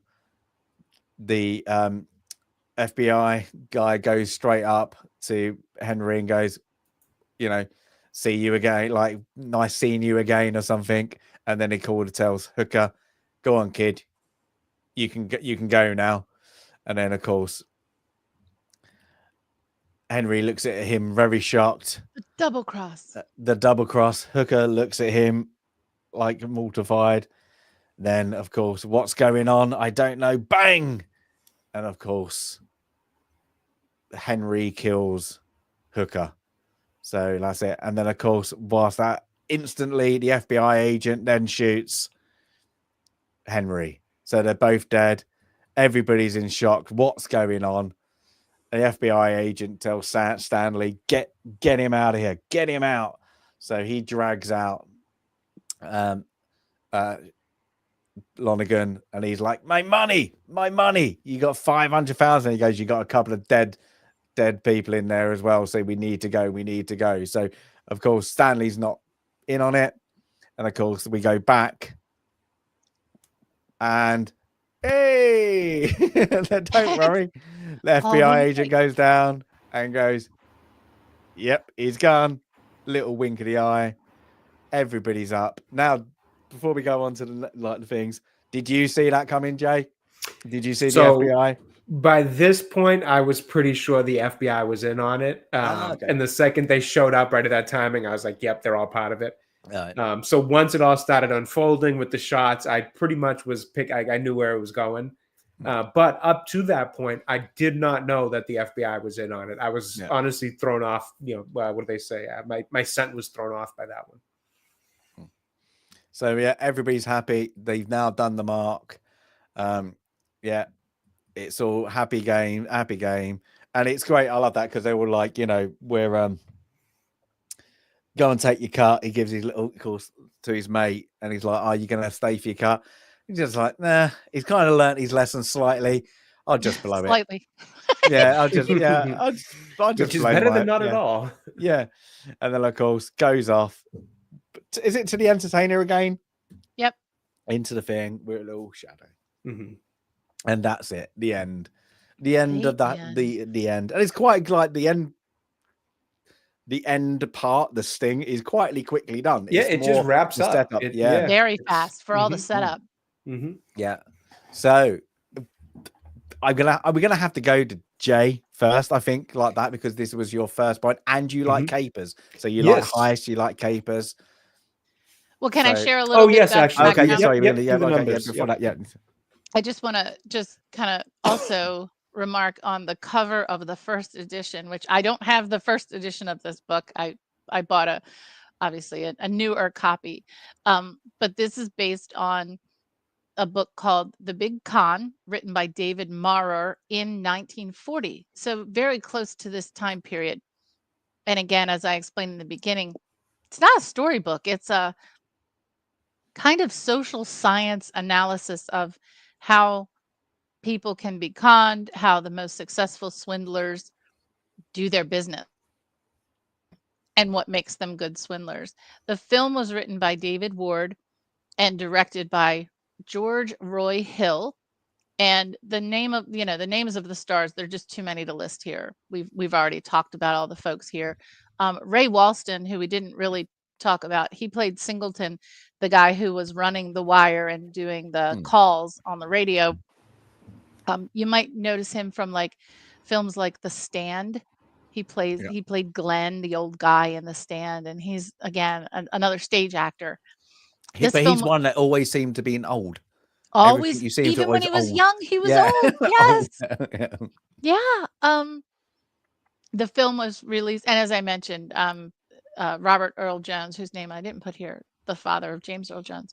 The film was released on Christmas 1973, and it was filmed at Universal Studios. I think a lot of folks think that it was on scene in Chicago, but probably just not enough of the old Chicago, to be filmed there.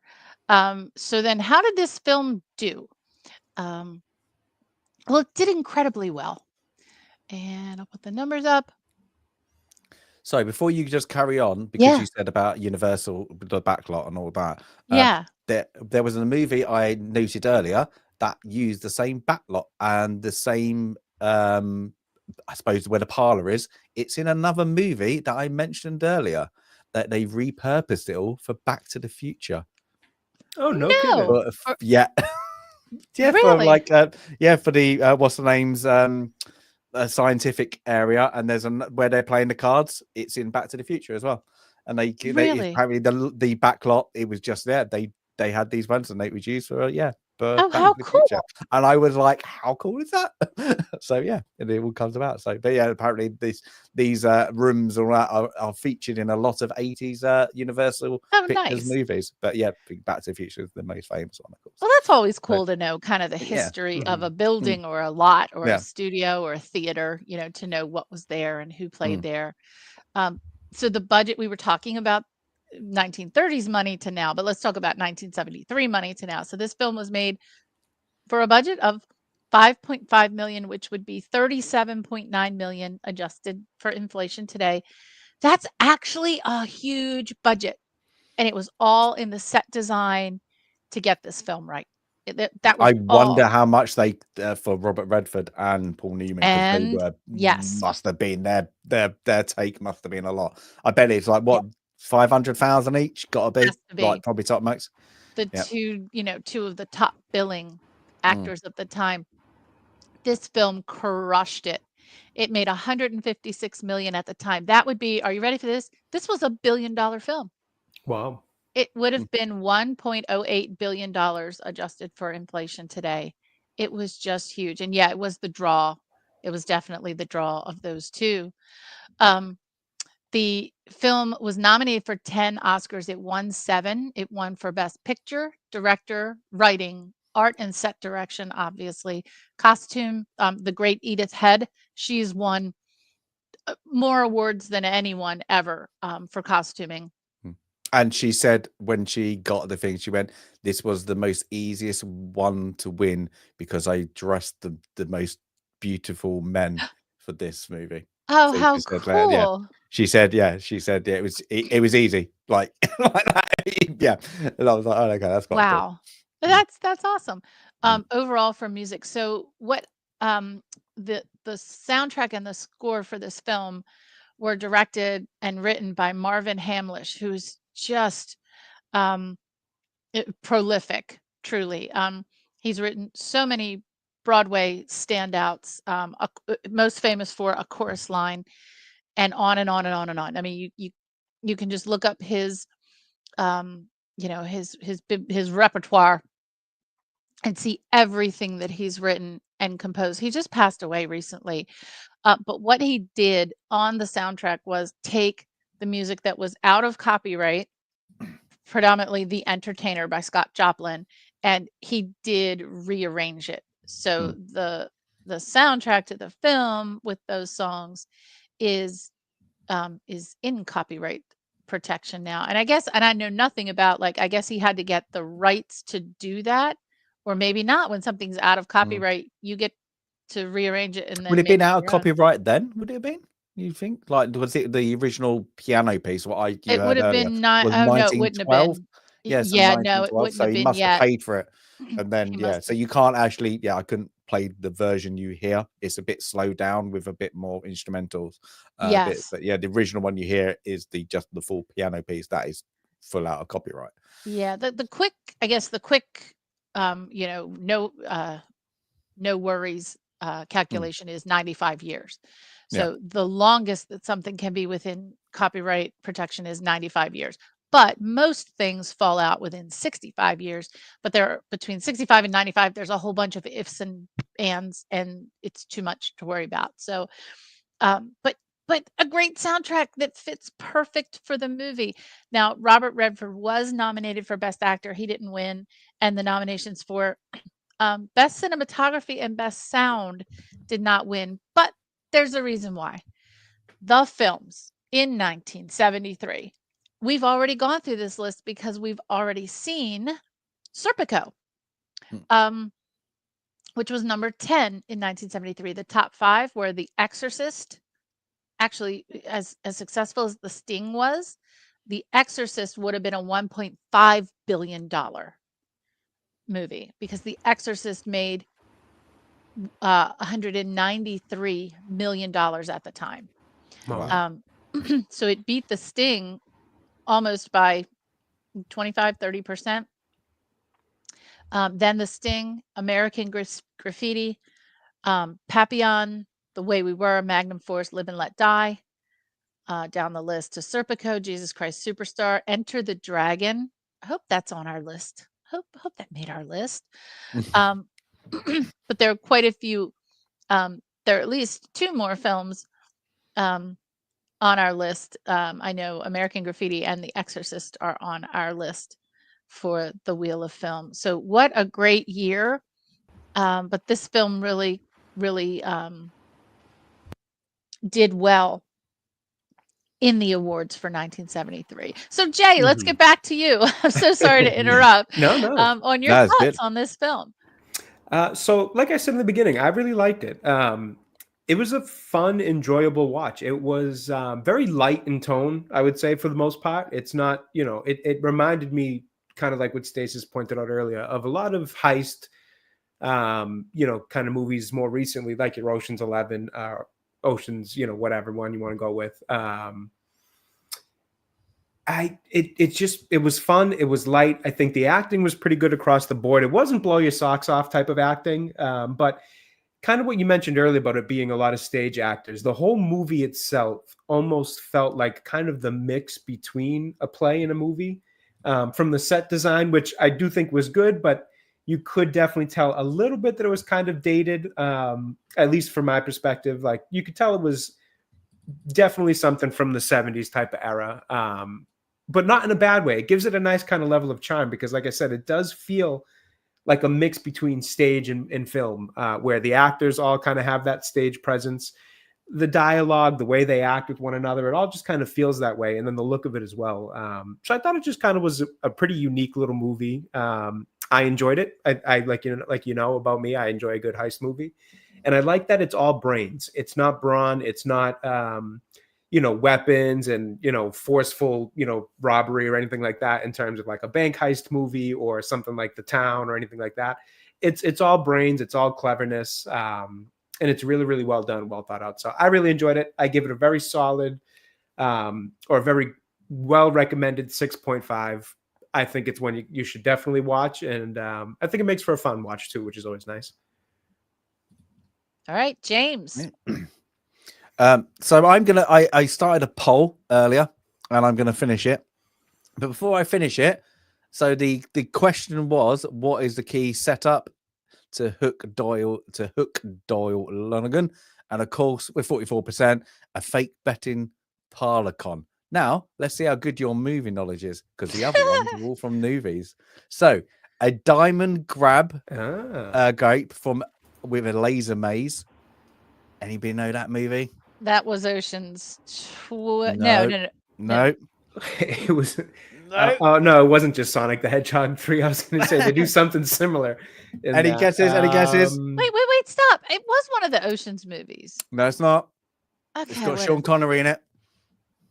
Oh, why can't I think of it? I don't know. Welsh lady.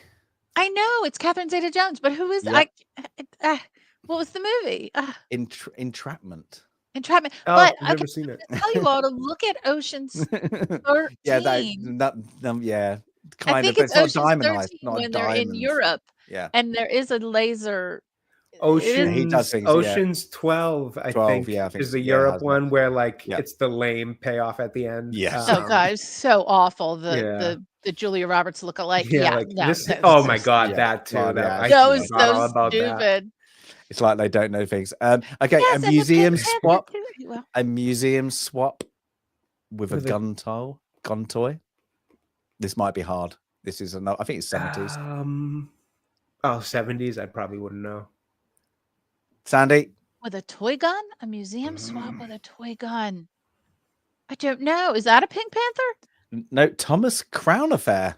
Oh, see. I remember the remake. I didn't even watch it. I just feel like I remember a remake of either a show or a movie of that and seeing the trailer for it, but I've never seen it. This next one might get you kicked off the film club, both of you, if you do not get this right. A gold heist in a Turing traffic. Italian Job. Did we just do this one? Exactly.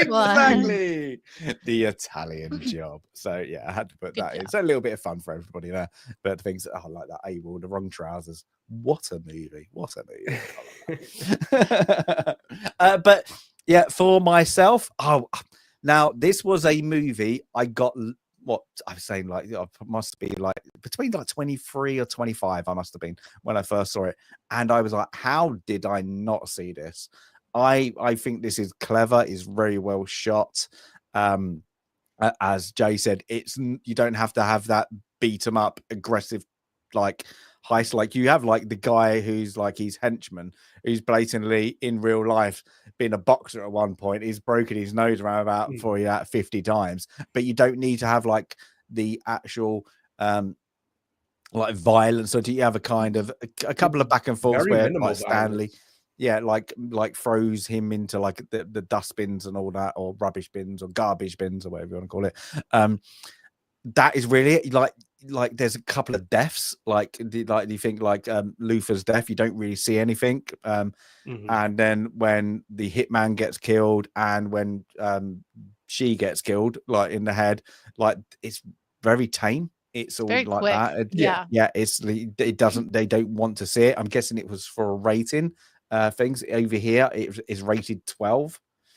I'm not sure what it is rated in the United States. I would imagine it's probably in the PG-13 type of rating. So but I think it was PG. We didn't have PG-13 until the 80s. Oh, so right, it was just rated PG. So as long as you had a parent, you could go see it. Yeah. So yeah, and I think like Newman and Redford, I think they do like their chemistry looks right. You know, like I think that plays off, you know, their previous film. You know, them knowing each other, but everybody seems right in the movie. But what I like about it is with I don't know, you call it like the title panels or whatever you want to call it. Yeah. Is The it's cards. good Yeah. to move, title cards, Mhm. it moves it quickly, like even with like the longest scene, I suppose, things is the card scene, is literally the that is it, like the poker game is the longest one. The rest is very fast paced. If you actually think about like from the first scene you get with their minor con, Luther dying, to the next scene, and then quickly that card scene is the longest scene, and then it really speeds up to the end. But it's which, I mean, in a way that actually, sorry, I don't mean to interrupt, Yeah. but just thinking like artistically, that makes sense because Yeah. you know, if you're catching a fish, the most important part is to hook it. You can't catch it without hooking it. So that hooking process, you know, it's, as they would say in fishing, I don't know if anybody's fishing, but you really got to set the hook. It's the only way you're ever going to reel it in. The reeling in process is, you know, depending on what you're fishing, is usually rather quick. It's the patience and the waiting for the fish to actually bite the hook that takes the longest. So it's a nice little kind of artistic thing that I'm sure, you know, was done with some intention there. It's probably from Sandy's read the book. It's probably like that's what they did. Yeah, you know? like a it's concept. get out, because once they Yep. got him, you say you hooked him, and then like you think about then they go from, you see the FBI. That whole thing is get it done, get it out, and then get out. It's like, you know, even when they've won, it's get it torn down, guys. You know, because when you know they don't, you know, that's going to get dismantled within like 20 minutes, guaranteed. And like you think like the turnaround, because if he comes back, he's going to come back to an empty things. But it's like, you know, Newman straight out the door. You know, everybody's out the door. Before it's just get it done, get it things. You know, like even when he does to his nose things to Kid Erie, you know, and he gives it back, he's already up a ladder, well, step ladder, taking something off the wall. You know, they're getting, it's again, the job's done, we've won, get out of here. You know, so it's clever. It's just literally, you know, from that one point, now we've got him, speed, but it feels right for the movie. For me, I adore this movie. I adore it because when I first saw it, you kind of get distracted that it is a 70s movie. You feel like it's, you know, it feels like it's filmed in the 50s, but like, you know, modernly revamped up, I suppose, like that. For me, it's an 8. It's a clear 8. I adore this movie. I think it's it's stylish. Is it great? Is it one of my top 10? No, it's in my top 20 of all time, 100%. But I think the style of it, I'd say the acting, I can understand why they didn't win best actors. I don't think it's acting needs to be done.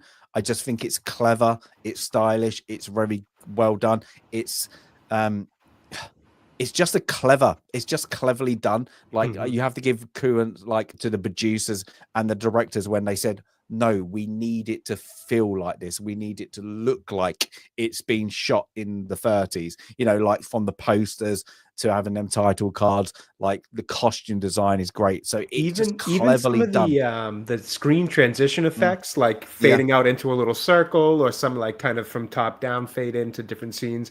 Even that felt very much like we needed to feel authentic to the time. So I agree there. Yeah, so for me, I highly recommend this.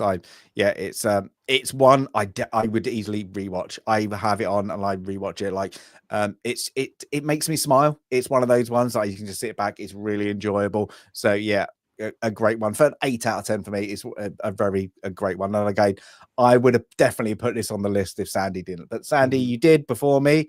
Sandy. I did. I got there first. And, you know, Grizzle just asked a question, you know, can you imagine them trying to do a movie like this now? No, because they'd mess it up. They did Ocean's 8 a couple of years ago. If you want to check that one out, Grizzle. Please no. Good luck. But I think, is that the all-female cast? Yeah, I think it was like Anne Hathaway leading the cast or something. Yes. You can go watch that one. You know, to that question, what I appreciate about this movie is not just everything that both Jay and James said about the setting, the aesthetic, how lovingly it was filmed, the whether we call them filters or not, everything has that. It's a very it's filmed in color, but it has a sepia feel to it, if that makes sense. Mhm. But what I appreciate about the story, in addition to it's an intelligent film, it requires the audience to be intelligent. So that's one mark against it being made today. Mark number Mhm. 2 against it being made today is that, gee, in our films today, we expect our younger characters to know everything and come into the situation giving the oldsters what for. And this film, Henry and Luther, are the elder statesmen, and they're trying to teach Hooker, Johnny, something. And it's a clear nod to their intelligence. It clearly shows that the younger character has made mistakes and continues to make some stupid mistakes. That's normal. That's normal life. It is not normal for a young Mary Sue to come in knowing everything. Um, so I like that in terms of the story, apart from the complexity of the con, which again, there are one or two areas where it falls a little bit for me, but overall, the setup and the payoff are extremely good. I also liked in the scene where they're going around gathering the 30 or so men that they need to carry this all off. And there's a part where each of the potential guys is coming up to the desk and they're checking off, hey, what do you do? And I mentioned, the guy that already had the trunk of clothes. But there's hello, I'm Matt from Balmer. He says Balmer. That's the way you would have said Baltimore in the 1930s. 100%. That was like that just caught my attention, not just because I'm a Baltimore girl, Barnama. No but tea. because someone took the care to put that line in there. And that was a good thing. What I also really appreciate about the film is the combination of the way the scenes were set. And I think it goes to the point about it's there's a good balance of action. It's not a violent film. It's about a violent time, but there's enough thinking time in the film with some action, and which is usually Robert Redford running. But that combination helps the film to move along. It's 2 hours and 6 minutes. It's, for me, a tiny bit too long. Just a tiny bit somewhere in the middle, it's a little bit too long. But then what would you cut out? What would you take away? Um, 30 seconds of Paul Newman in the bathtub. What would you take out of this film? I don't know what you would take out. It just feels a little bit slow somewhere in the middle. I mentioned one glaring anachronism, and I should have taken a photo, but there is one scene, and I found out where it was shot. It was shot on the Santa Monica Pier in California, and it's where Robert Redford's in a car. He's driving over a bridge to somewhere, and in a distance, it's at night. There are some skyscrapers that would not have been as tall as they are in that area, even in Chicago. Oh, is that when they paint it? Is it like it's like that's like a but painting, isn't it? It's like it's No, very it's a real. I think it? it's a real. I Yeah. think they've got real buildings that shouldn't be there in the No. 1930s because of the lighting. So it's not just the size and shape of the buildings, which are indicative of later architecture. The lighting in the building is bright white. And at that time, we would have had the yellow incandescent lighting in buildings. If you would have seen buildings lit up at night, even the Empire State Building, which was built around that time, and yes, was huge, the lighting you would have seen, and that would have been one of the only buildings that tall. That's pretty picky. It is. Well, you've got an architecture fan here, but it just really jumped out at me. No one else would notice that, but that's being really picky. But overall, Jay probably noticed when he. Oh when he yeah, was I overall, totally got that one. I didn't. no, overall, a super fun film, especially for someone who likes history and the care that they took to capture the 1930s in America. It was extremely well done. The combination of the music and the costumes, along with the aesthetic, the overall, architecture, furnishings, decorations, everything was great. I give the film a 7.5. That's a really, really good rating and a very strong recommend from me, especially for anyone who I can't. This isn't a mobster focused film again, right? It's not, Mm. but it is No. underlying the story. And so I think for folks who do like their mob films, I think this fits right in with that genre. So strong recommendation from me. And I hope everyone who hasn't seen it goes out and watch. I think Highlander said he hadn't watched the film. So Highlander, Okay. go watch this film. Oh yeah, 100%. Yeah. Yeah. So this is we've had a couple, I must say, lately, that's had a theme tune that's stuck in our heads. Sticks in your head. What was the last one? They We've done Ghostbusters recently. That Well, was yeah, and- that was it. Yeah. And even though it's not oh yeah, film, every day. Yeah. Always Look on the Bright Side of Life was actually Life of Brian, but when I was Okay. reading the book for Monty Python had and the it in Holy head. Grail, they kept playing Always Look on. So so each successive film has created an earworm. Now the next film doesn't have a song to it. We so do not have a song. No, this is of course, the next one is Pitch Black, Vin Diesel, Anti-Hero. Oh, that's right. I forgot what it was. We have our first full, I suppose, science fiction action movie on the list with a little thing, but this is Anti-Hero. It's an anti-hero movie.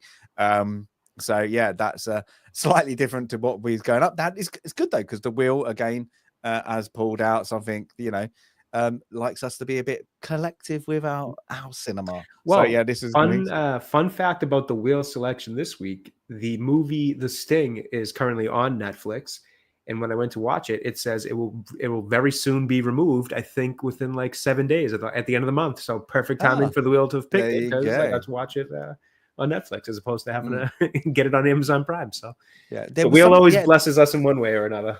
There was another movie that's on our list that is, and there is a reason. There's a few Netflix and all these other ones are having to take off older movies because there's something about if you go through your ad tiers, you have you have limited ads now on certain things, or you pay for the premium service.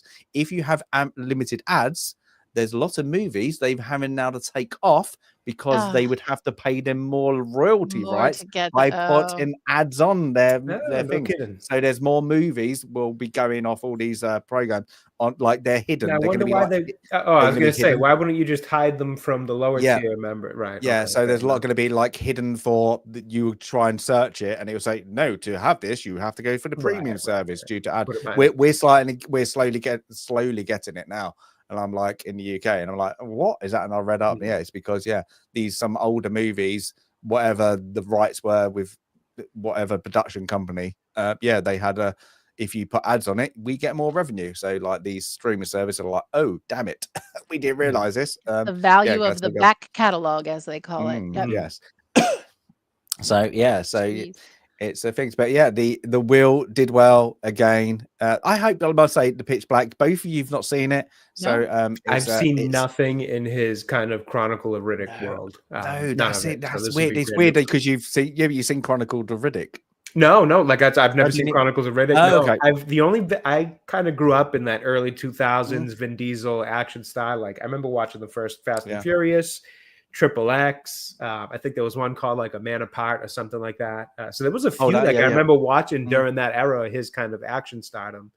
It must have been because it was funded. I'm not sure. Yeah, it must be because it's mostly Australian. It has to be. It was. I'm guessing this. Most except for him, everybody's Australian, near enough. Right, and I don't think it was super successful. I know we'll get the numbers next week. It must have been I don't think it either. I don't. This one I don't even remember, to be honest with you. At least Chronicles of Riddick, I remember the marketing tour. I remember seeing commercials for it, trailers, the whole thing. But I don't think it did particularly well. I would be curious to know, because I don't think they've touched this franchise with him since. There you go. At least they're not that somebody realize it. There you go. What is it exactly? But we're getting sentiment. But it was one I was like, that's good. that's different. That's good. So I'm hoping you're gonna enjoy it, especially as it's our first sci-fi full action. Go out there. It is what do we call it? It does what it says on the tin. You're not expecting anything else. Once it gets things, I won't give it too much away because I hope you enjoy it. But on that note, it is time to find out what we're gonna get next. I'm guessing. Now I haven't asked for a while. Sandy, what do you want? What do you fancy? We've had a bit, we still keep talking about like westerns, which I haven't seen.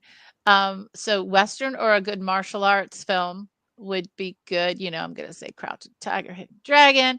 But yeah, Western or martial arts. Let's go. Jay, what you hoping? So I just recently rewatched the first Spider-Man with Tobey Maguire because it was on when I got back to the hotel after the wedding. So naturally I couldn't go to sleep. I had to stay up watching it. And I was just gushing about how, to myself, honestly, because my wife was already asleep, gushing about how much I just love that movie so much. So I would love to see that one pop up since we just recently threw it on the list as I was playing the Spider-Man game. It is good, yeah. I must say, like, there's one of those trilogies. I suppose you're gonna call it a trilogy, isn't it? You watch you watch one, you like it. Like two, you like it. When you first watch three, you're like, now you watch it, you're like, that's a good movie from what we get now. Compared to the rest. I was a little hard on this thing. It's not too bad. I can see what they were going for, but yeah, I used to be super critical of, which I think a lot of folks were, of Return of the Jedi, right? Because Star Wars is awesome, Empire is the bomb, and then Return of the Jedi, stupid Ewoks. Now, oh my God, Return of the Jedi is a masterpiece compared to the rest. I'll take an Ewok over just force feeding me Baby Yoda in a million different products. Amen. Yeah. Now I'm going to go for one or two things. I'm going to go for either Back to the Future or because the last ever veteran of Battle of Britain's on there. Died literally this week or a week. Yeah. So, wow. 103, 105. Bloody good innings. Bloody good innings. God bless so I'm going to go for one of those ones because it's just been in the news. And I've mentioned Back to the Future multiple times. So we're going to get haven't we? Today we have. So we're going to get a romance movie instead. That's it. But let's do it. As always, let's crack on and let's see what we're going to get. 5, 4, 3, 2, 1. This is where I always lean into the screen. What is it going to be? What is that? Oh, Platoon. Wow. Yes. Oh, that's heavy. Okay. We watched some of it. I was scrolling through the channels and this was on somewhat recently. That'll be a good one. Okay, I get to kind of read my books now, do I? Vietnam. We're going to Vietnam. So that's Vietnam. It. So yeah. I think we got a few Vietnam ones, good one to have on there. Platoon. Jay, seen it definitely. Yep. And Sandy, we also we didn't get Spider-Man, but we do get some Willem Dafoe. So there you go. Yeah. Okay, that was close. So while Platoon was not based on a book, I will highly, highly recommend. Let me see. Was it a Ken Burns? There's a PBS documentary on Vietnam, and because you study history that's far away from you, and you don't tend to study the history that's closer to you. I really didn't know a lot about Vietnam until I watched this documentary, and I think it is a Ken. I'm looking it up really quickly, but highly, highly recommend. Let's see, American Revolution. He's made so many now. The Dust Bowl, Prohibition. Whilst you're looking at that, I'm looking it up. This is a really fun, and I like this. Okay, I've got multiple. This is the funny one. Okay, all right. That says what? The Vietnam War. On the side, of course, it says the Vietnam War. This is a very brief history of the Vietnam War. I got set up once with my mates. on a blind date. They were like, look, you have to go on this blind date because I want to date her friend. Yep. So I was like that. So they was like, okay, let's all think. So we was in my living room at the time, and she was going, oh, you like your books? I was like, yeah, kind of like, a little bookcase like that. And then she went up to it and was like that, and went like, oh, okay. And trying to be really clever, got this one out and picked this out, trying to know if she was like, huh. So what's this one about? Oh my word. Oh my word. Little fun, little thing. And I was just like, oh, yes. I see where this blind date is going to go. How many hours do you have? So it is a Ken Burns. It's called, and it's, by the way, speaking of, it's 18 hours of this documentary. Is that the PBS one? Yeah, 10-part, 18 hours, and it's called The Vietnam War. It was unbelievable. I love his films. I think he does a really good job. He does get criticized by people who are like the hyper historians on each of his topics, because even though, the Civil War was groundbreaking and baseball and country music, they go, well, he didn't cover all of it. Well, good Lord, what do you want? A 95-hour documentary? You have gotta to dive into it. Like, I know there's a great PBS one on Indochina, like before, like French Indochina, like before, of course, when the French were there. It's a great one, but you have to dive into it. The Vietnam War is great because it, like, everybody hates to say it, being really rude, they remember the American involvement. But that time scale is Vietnam, the Indochina and all that is just, it gets a bit mad. But this one is, of course, it's Oliver Stone, and it's supposed to be a recollection. That's what he always classed it as, didn't he, of his time in Vietnam. It's supposed to be loosely based on what he knew of different men he served with.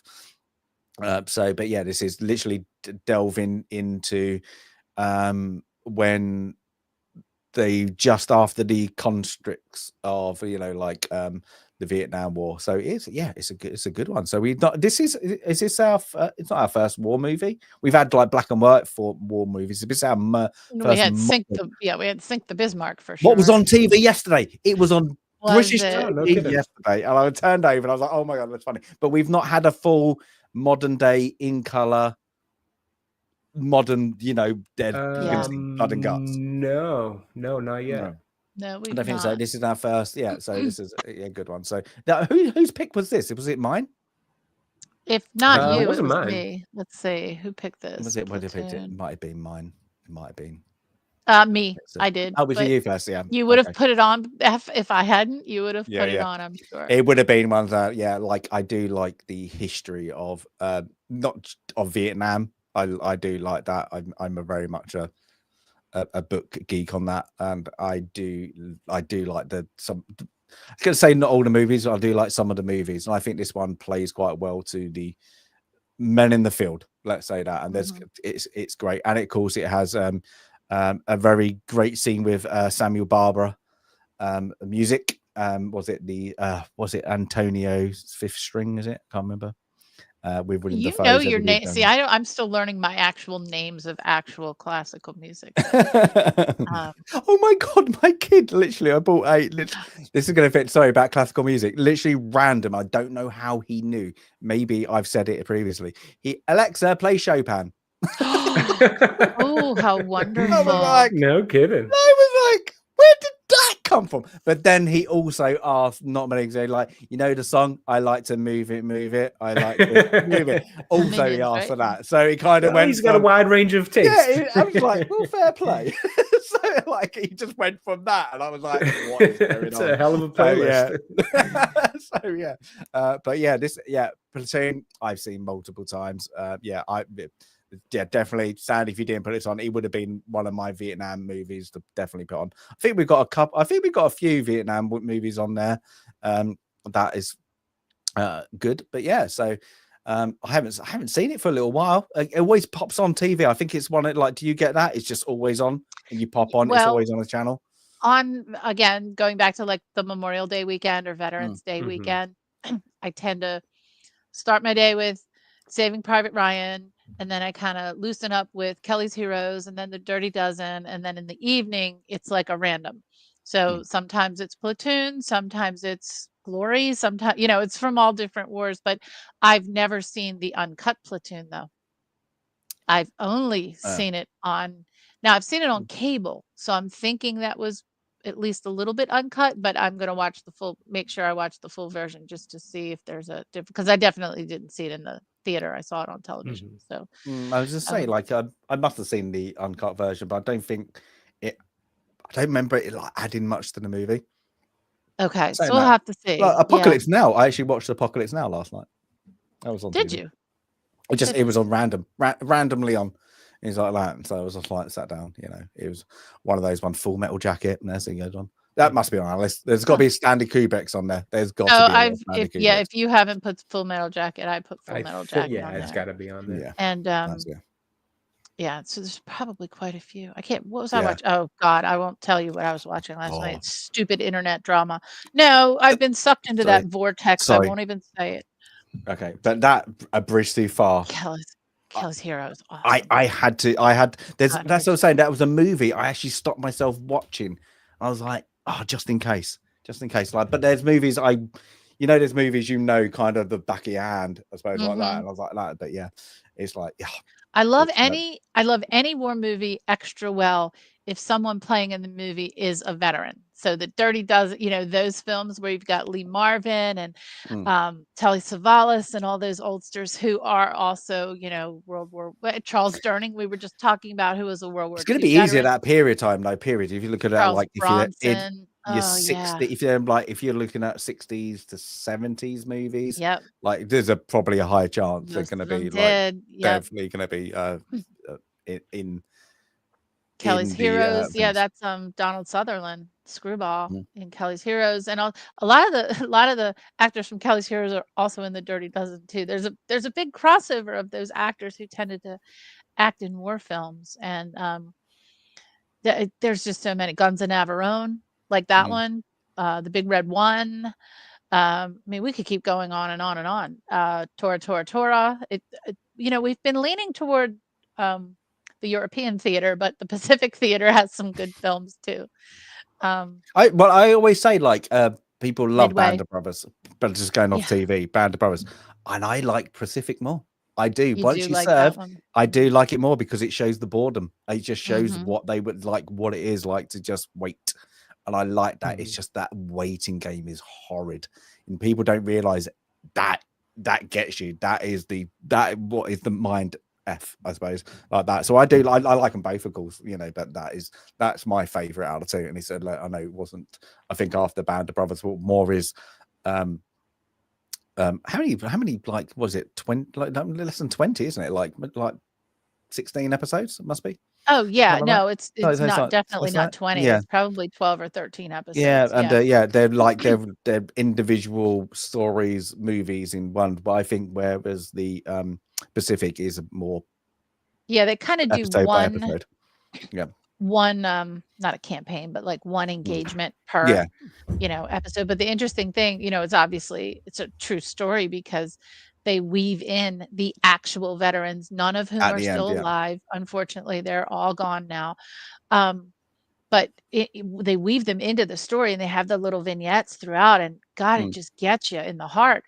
But my uncle, my grandmother's brother, who was also in the European theater, and he was an engineer in the 29th Division, his unit was always ahead of Easy Company. They were in the same engagements, but his unit was going in first because they were either blowing up bridges or building bridges so that Easy Company could get there.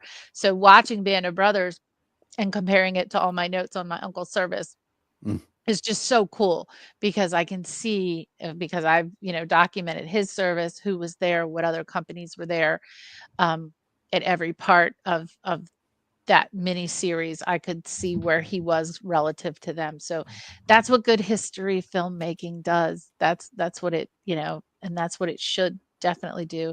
And Platoon's all about the characters, right? Platoon is all about what each one of them are going through. So I'm looking forward to it, but it's a heavy film. But we've had some light, you go from Ghostbusters and Inner Space to Monty Python, that's a lot That's of it. fun. But we get our first Charlie, and I think our only Charlie Sheen movie. Oh no, Yeah. yeah. Oh no, hold it. Is What else is would we the have baseball Charlie movie Sheen on in? there? Is Major League should be on there. Major? Yeah, you think so? I'm not I Wow, may sure. not have thing. put it on If there not, if I it's got to didn't. go on there. Yeah, No, it's we got to be did we Charlie add Sheen. it? Is anything? I don't know. When we We'll added have all to of add our it. We'll have baseball to add it. films, we did not add I Major love League, Major and we League. probably should have, but that's okay. Mm. And then we've got Willem Dafoe, Hot shots on that. And you have to quickly see Johnny Johnny Depp. Depp. There's a little Johnny Depp in that Yeah. A film. little bit. He's the translator or medic. I can't remember. He's got a really small part in it, isn't he? So that's it. Well, it's But like yeah, in Band of Brothers, yeah. Andrew Scott. You only see him for a minute, and then he's gone. There is a lot of actors that that they just pop up like on this one because they were just getting into. But this was like a time period where where Vietnam War movies were like the hot thing, wasn't it? It was the thing to do. But that's probably maybe it was because the directors, the producers, they got to a point in their careers where they could call the shots, and they had history of doing Vietnam, serving in the Vietnam. It just seemed to be it was like a lot of hot ticket, wasn't it? You didn't get things like Hollywood jumped over the Korean War very quickly and went straight into doing movies about Vietnam. But there's so many you could just count. I think there was also a lot of comparison to at least the American involvement in Vietnam versus the American involvement at that time in the Middle East and the Gulf War and those sort of things. So I think it's like you have to be in the next war for the last war to mean something. And maybe that's also why, because, during, later years as we're in that war, but there's some good ones there too. Just made me think, do we have Black Hawk Down on this list? Because then we're going into more. No, we don't. Going into more recent films. But we do have, speaking of Johnny Depp, we do have Pirates of the Caribbean. Now, that's a fun film too. That is. I do love that movie. That's one that I stop and watch anytime. I'm sorry, but I love the ride as well. I love the ride. I like the ride. My kid who dances competitively, some of the unfortunately, when your kid dances competitively, you see their same dances a million times every season, right? But the fun part is all the other teams competing against them do different dances, and many of them use that theme from Pirates of the Caribbean because it's so good to do contemporary dance too. Yeah, it's pretty cool. But good. Platoon. Okay, Pitch Black and then Platoon. Yeah, we have got a lot of blood. So not as bad as Battle Royale. I think Battle Royale is always going to be up there to things, but it's good. Because Pitch Black, there's no homework for you two. There's no pre-prep. You just want to go. Okay, I just watched an action movie. That's it. So that's it. But it'll be if you put V in, I'll have to go and watch it or read one of my many Vietnam books. It will get me back into that. So we have to do a little history challenge on Jay. Mini series, 18 hours. You're gonna get it with Gettysburg comes up with Sandy. So we're kind of both screwed on that. So I've got a big book on that. So I have to quickly. I'm like, damn it, quick research. So but we're gonna have to do that. So but everybody, Platoon. That is a good movie. Hard. At least it's not one of the ones that are like you got them kind of war movies. You're like, oh, that's a bit too much, a bit too hard hitting. But you got it's a good one. So I think it's like some anniversaries, like even Hamburger Hill. I think that's an anniversary of it soon. But there we go. So Jay, you've been super busy. Have you got more Spider-Man coming up? Yes, as soon as I get some time. Not entirely sure when that will be, but we're getting close to Baby Nerd Takes being here, so it's all kind of ramping up in terms of preparing for that. So I've been super busy the past few weeks, but as always, keep an eye out for the Nerd Takes channel. Some stuff will come up here and there. That's Good. cool. We understand completely, and I say it like, Yeah, you it's going to be tough to figure out time gets a taken away schedule with you. for a while. So I say I was doing. I felt I'm really proud of myself. I did like Monday, Tuesday, Wednesday back to back, and I went to do Thursday and Friday, and it literally just went nope. Literally, Yep. nope. You're not going to get any time. It literally everything just went against me. I was like, oh, just give me an hour, but everything just went against me. So yeah, completely understand. Like, I think my general idea will be something more like that, where it's like, let me just try to commit to X amount of days of doing something per week versus like Monday I'll do this, Wednesday that, like, you know what I mean? Let me just commit to, I'm going to do this many things this week for YouTube and see which days they actually fall on, because it's going to be tough to tell for a while. It's quite high. Sometimes I find it like it's like pre-scheduling until when it's not here, because it's easy. But if you do it in the day, like especially if I'm like, I just couldn't do it. I just can't commit. It's going to be like 11 o'clock, wherever. I'm like, that's why most of my ones are like, you got 20 minutes, I'm on live. I'm going for it. Yeah. I'm like, oh my God, I've got an hour. I've got 2 hours. Let's see how it goes. So, but anyway, our main superstar YouTuber now, who's getting subs, more streams and viewers than anyone, and getting some now and again some weird people in our chat. Quite. Also some really great people. So yesterday I took advantage of just a gorgeous afternoon, and I had to work in the office on a Friday, but the sun was setting and I said, I'm hitting the trail. I had a bag in my car. I changed my clothes. I went up to Shepherdstown, West Virginia, and I walked from Maryland to West Virginia and back. There's a bridge. You can cross the Potomac, and I live stream. So often I don't give a half an hour notice. I give like 3 minutes notice, and I'm live streaming.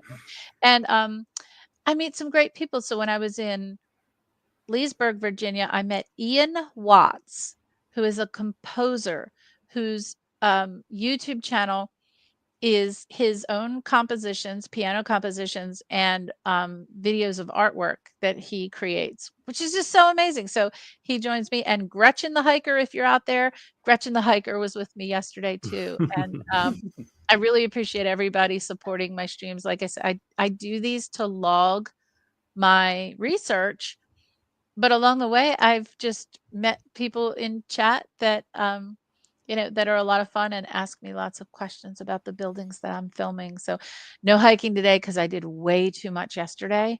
And I have so much to catch up on. I have like hundreds of hours of video to edit into actual videos. Someday I'll get there, but thanks to everyone who just pops in on a live stream. Please do anytime, just pop on in and ask a question as I ramble wherever I'm rambling, but both verbally and physically rambling. I did have to, I did get another copyright claim on a video because of background music. Like it's happened before where, a car has driven by or stopped at a red light and they're playing a song. And really? I try to talk really loudly over the music. This one was when I was at the Smithsonian Museum of Native American History. There is an outdoor exhibit that plays both historic and contemporary Native American music, and I didn't talk loudly enough over it, even though I was trying. So a tribe has hit me with a copyright claim, but it's okay. It has not impacted the video yet. I have put in my my appeal for that, but it is a danger. I did have to go and mute yesterday when walking by a music store because there was, music blaring. So yeah, learning the trials and tribulations of a YouTuber. But it's good, like I say, like YouTube is getting quite good. They can actually now edit out the music if you're still talking to it. They can edit out. So I They've recently started that had new to do AI that. things. Yeah. Yep. I recently had to do that for one of my Spider-Man streams because one part you like go into this area where there's like a costume party happening. There's a bunch of techno music. And as soon as I was done with the stream, I got the hit from DJ such and such doesn't want you using their music. I'm like, all right, fair enough. So I was just going to edit out the whole thing or mute the whole thing, but they have that option now where they can just remove the background noise. And they were able to keep my voice, the game sound effects, like Spider-Man crawling on the wall and all that was impressive. I'm like, wow, no kidding. Yeah. What they're doing lately. It's the features are getting like, oh, okay, I just Yeah. take down, just don't worry. It's just AI they're is gonna get really more. scary though. Yeah, Sometimes it is, isn't it? You're like, oh. it's not slowing down, so I just got to figure out how to get comfortable with it and use it.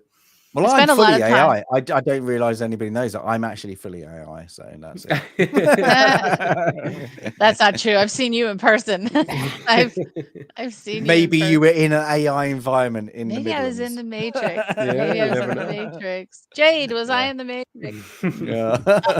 I spend a lot of time correcting AI because sometimes if I Google something and then the AI recommendation comes up and it's wrong, Oh my God, I did that today. I got really angry. They got the wrong answer. I was like, oh, can you just tell me this? And then I was like, no, they went, it's this. And I went, no, it's not. I know that. And because I just wanted to know somebody who was doing something. And I got really annoyed. So I had to correct the AI and was like, no, that I is Googled incorrect. something about this film. The locations, right? I was Googling the locations. I wanted to compare what IMDb had. And it described this film as starring Robert De Niro instead of Robert Redford. The Sting said Robert De Niro instead of Robert Redford. And I wrote the long comment that said, this is wrong. This is wrong. So hopefully it's reading those. But can you think how dumb the children are going to be in the future who depend on this? Now, I've trained my children to not depend on it, to think for themselves, to work hard. And I keep telling them because in the future, they're going to be surrounded by a lot of dum-dums and they will excel if they are not a dum-dum. So don't be a dum-dum. I keep telling my moral kids of the story. Don't be a dum-dum. Fair enough. Yeah. Always good advice. But it's the whole, like, sorry, goes psychological. There's a whole thing now, isn't there? Like there's like been people like, doing it is with the different generations, like the X generation or whatever you call it, like what they call it, like bloomer We're generation. Gen X. Gen X and stuff like that. And then they say there's like the modern generation is like the ones who are just going to work are all on like antidepressant pills and stuff like that. And it's because when they're used to it at home and stuff like that, they're all on their tablet. They're not talking to anybody. But as soon as they get to the workplace, you actually got to be verbal. Then they're literally all freaking out and something like that. So yeah, and that's it. But now, like in the future, everybody's just going to have like glasses on, aren't they? Literally, like Ready Player One. Get ready. Yeah, it will be. Yeah, 100%. Pronounce things wrong because if they're just reading text like Baltimore. No, but just because they haven't heard some live person say you can't take the piss out of that. Jay's right there. Yeah, has everything wrong. No, this feels like a personal attack. No, but even like the good thing is like my kids are in that whatever they're calling it, Generation Alpha, like the next generation. Is that the next one? Oh, yeah, they think the millennials are stupid. So sorry to any millennials. Is that Jay? Jay's a millennial, isn't he? I am, but I hate millennials. No, but they think the trope, like the millennial trope. They think, that.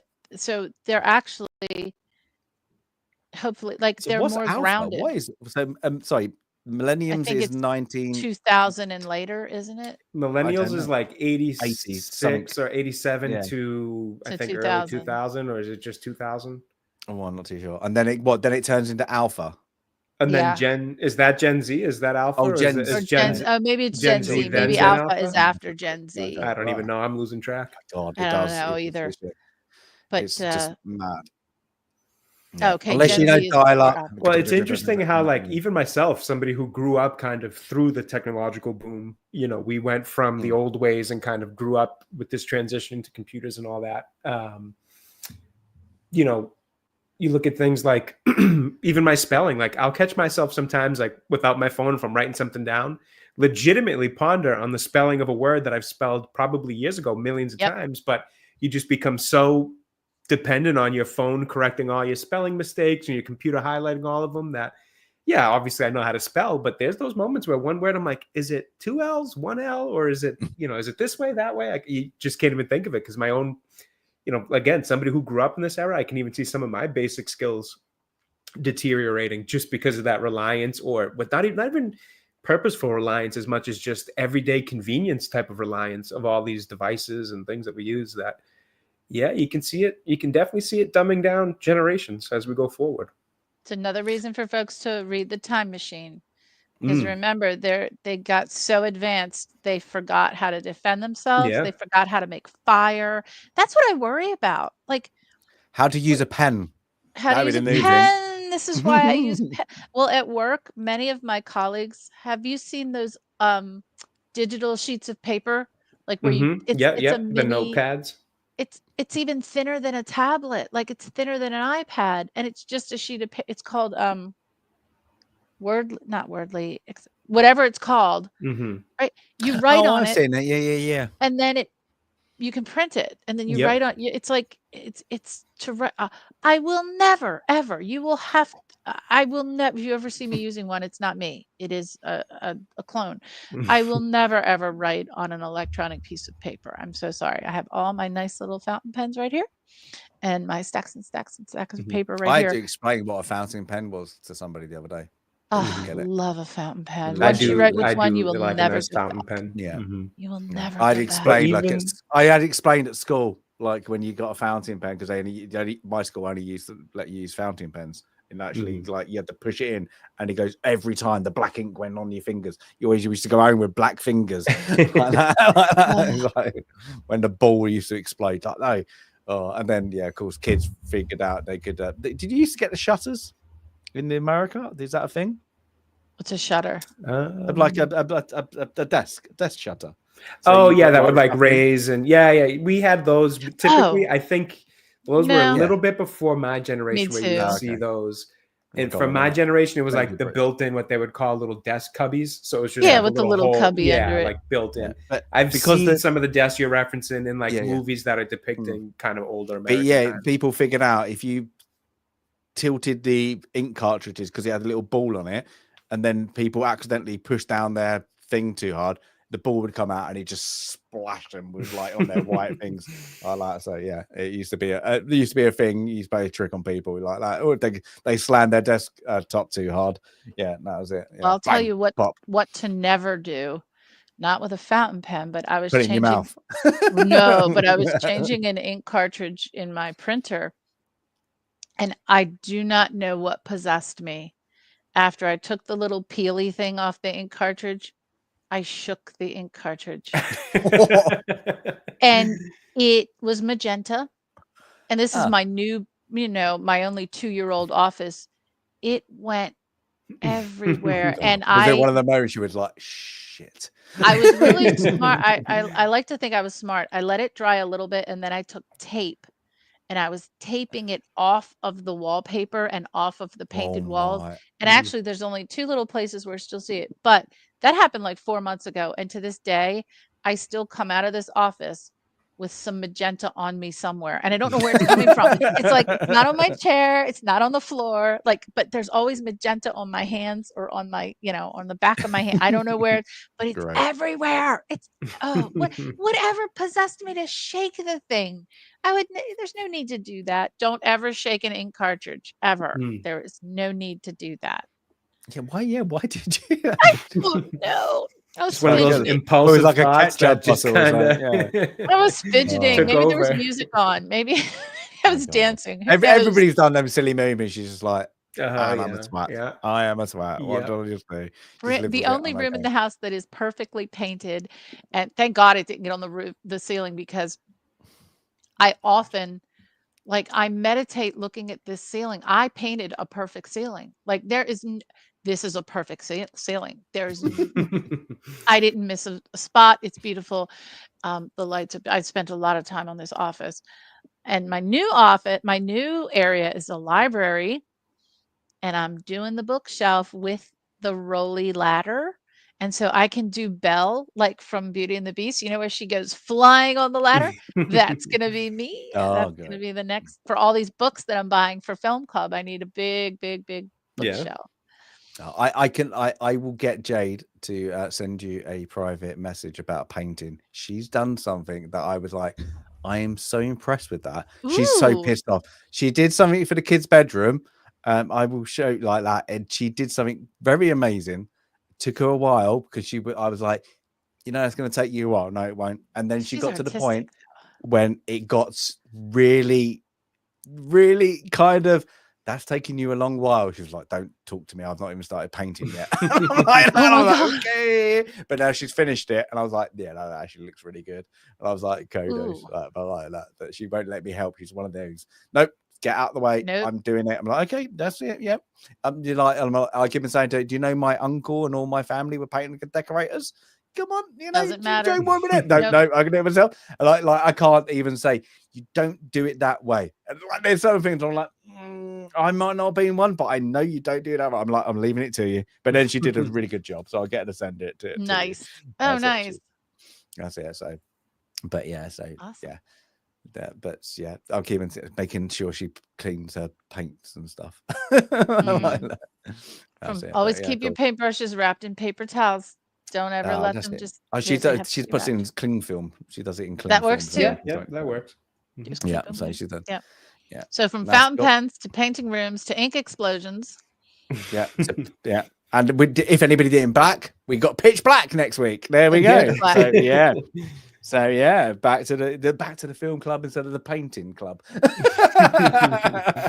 Yeah, but everybody, yeah. So Vin Diesel, Pitch Black. What year was it? That is, what did you think you said? 2000? I thought it was like 99 or maybe 2000. No, right on the brink, that kind of thing. It's when he started. Yeah. So it was when Vin Diesel started to just come on the scene, wasn't it? So yeah, this started off his, I think, big action run.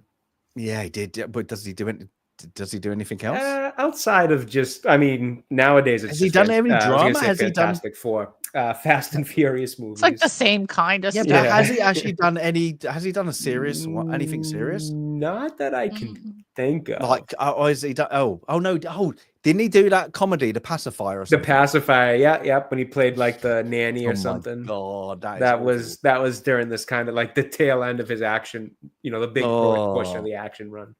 Yeah, Well, how old is he now? Is he getting up there for? Let's see. He's got to be 50. Gotta be in his 50s. He's got to be.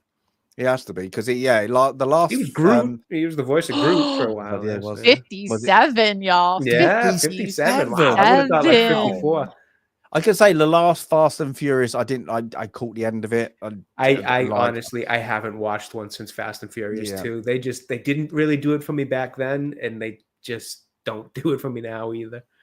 No, wasn't it called Too Fast, Too Furious? Yeah, that was Too Fast, Too Furious. Yep. And Vin Diesel actually wasn't even in that one. I think he, as the story goes, or that I heard recently, actually, I think he, and this could be completely false too. I think I saw it in a YouTube short, so who knows the credibility of it. But in the short, it was saying something like that movie he didn't come back for because he didn't think it was going to be a successful franchise or something, or had a different booking for a different movie, and was like, I'm going to do this right now instead.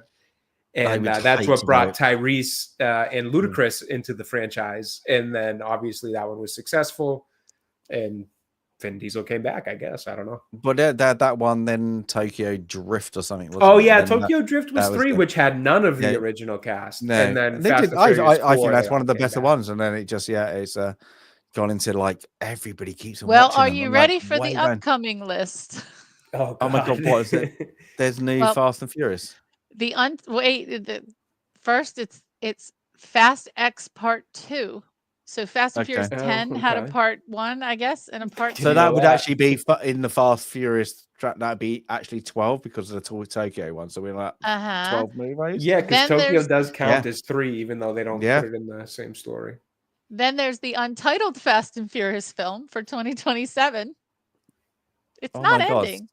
Oh no! Then there's Riddick Furia.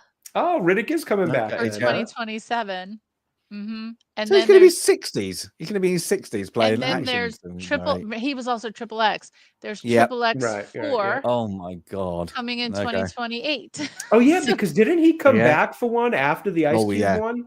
There was the Ice Cube one, which was State of the Union. Next Level, I think, wasn't it? Yeah, I can't remember. It was. I want to say not that long ago, but it was probably like early 2010s at this point. 13. Yeah, he was producer. 2013. What of that? The Ice Cube one? He was producer for the Return of Xander Cage film. That's what it was. Return of Xander Cage. What an early 2000s name too. That's he produced. I don't mind the Triple X first movies. Actually, the first one was fine. I think I'd have to watch it again now. I have nostalgia of like being a kid and going to see it with. I think it was one of my friends' like birthday It's parties stupid. where It's everybody went entertaining. to the theater. Yeah, I like They vaguely try to- remember Remember it Endo. as. I think Yeah. the scene I remember the most is when he's in the diner, and like they had just caught it. Like the government agency just got him to try to enlist him in whatever the hell they're doing. And he picks out that like it's a fake setup because the lady's like wearing improper shoes as a waitress. Oh yeah. He's like, "Oh, my aunt was a waitress. She would have never worn shoes." That's like the only scene that sticks out of my head. The rest of the movie, I kind of forget. It's just it's just what it is, isn't it? Yeah, just- Plenty more to look that's forward to Vin from Diesel Vin for you. Diesel. You know, he's kind of the king of what's the saying you guys have? It does what it says on the tin. He's kind of the king of that when it comes to It's his like movies. Jason Statham. Yeah. You know He's got what you're another gonna one. get. You know what you're gonna get. He's got another It's one literally- coming out, and I was I don't watching the have to trailer act. for it. I'm like, wow, I'm just this gonna is kick the just crap him. out of people, and now Yep. again play with sharks. There you go. Yep. He's got Meg. two, I bet there is a actually. Meg 3. I bet you there's a Meg 3. I bet. He's And got- the worst thing is, I kind of enjoy those movies. I've actually never Like, seen holy them, crap. but he Oh my does God, have the Meg one is that's actually about quite good. divers.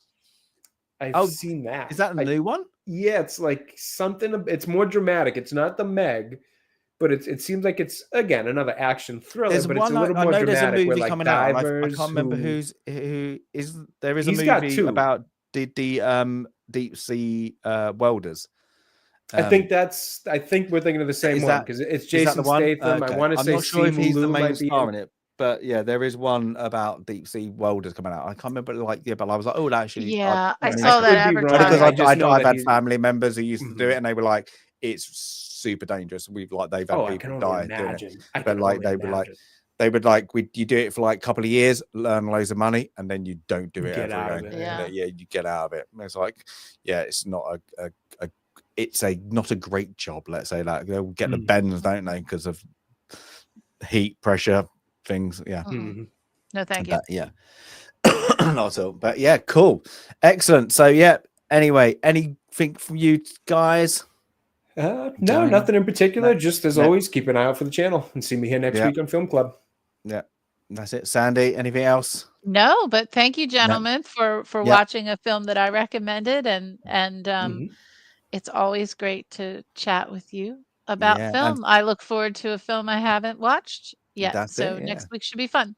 Yeah, Mhm. because at the moment I've only had a short at the moment from you guys, so we have to like that if I haven't watched the Sandy's little double header before the Event Horizon. What was it called again? Oh, It was Dinner for One. that's yes, it, dinner yes, for yes. one, mate. Dinner for So we had to one. dinner for one.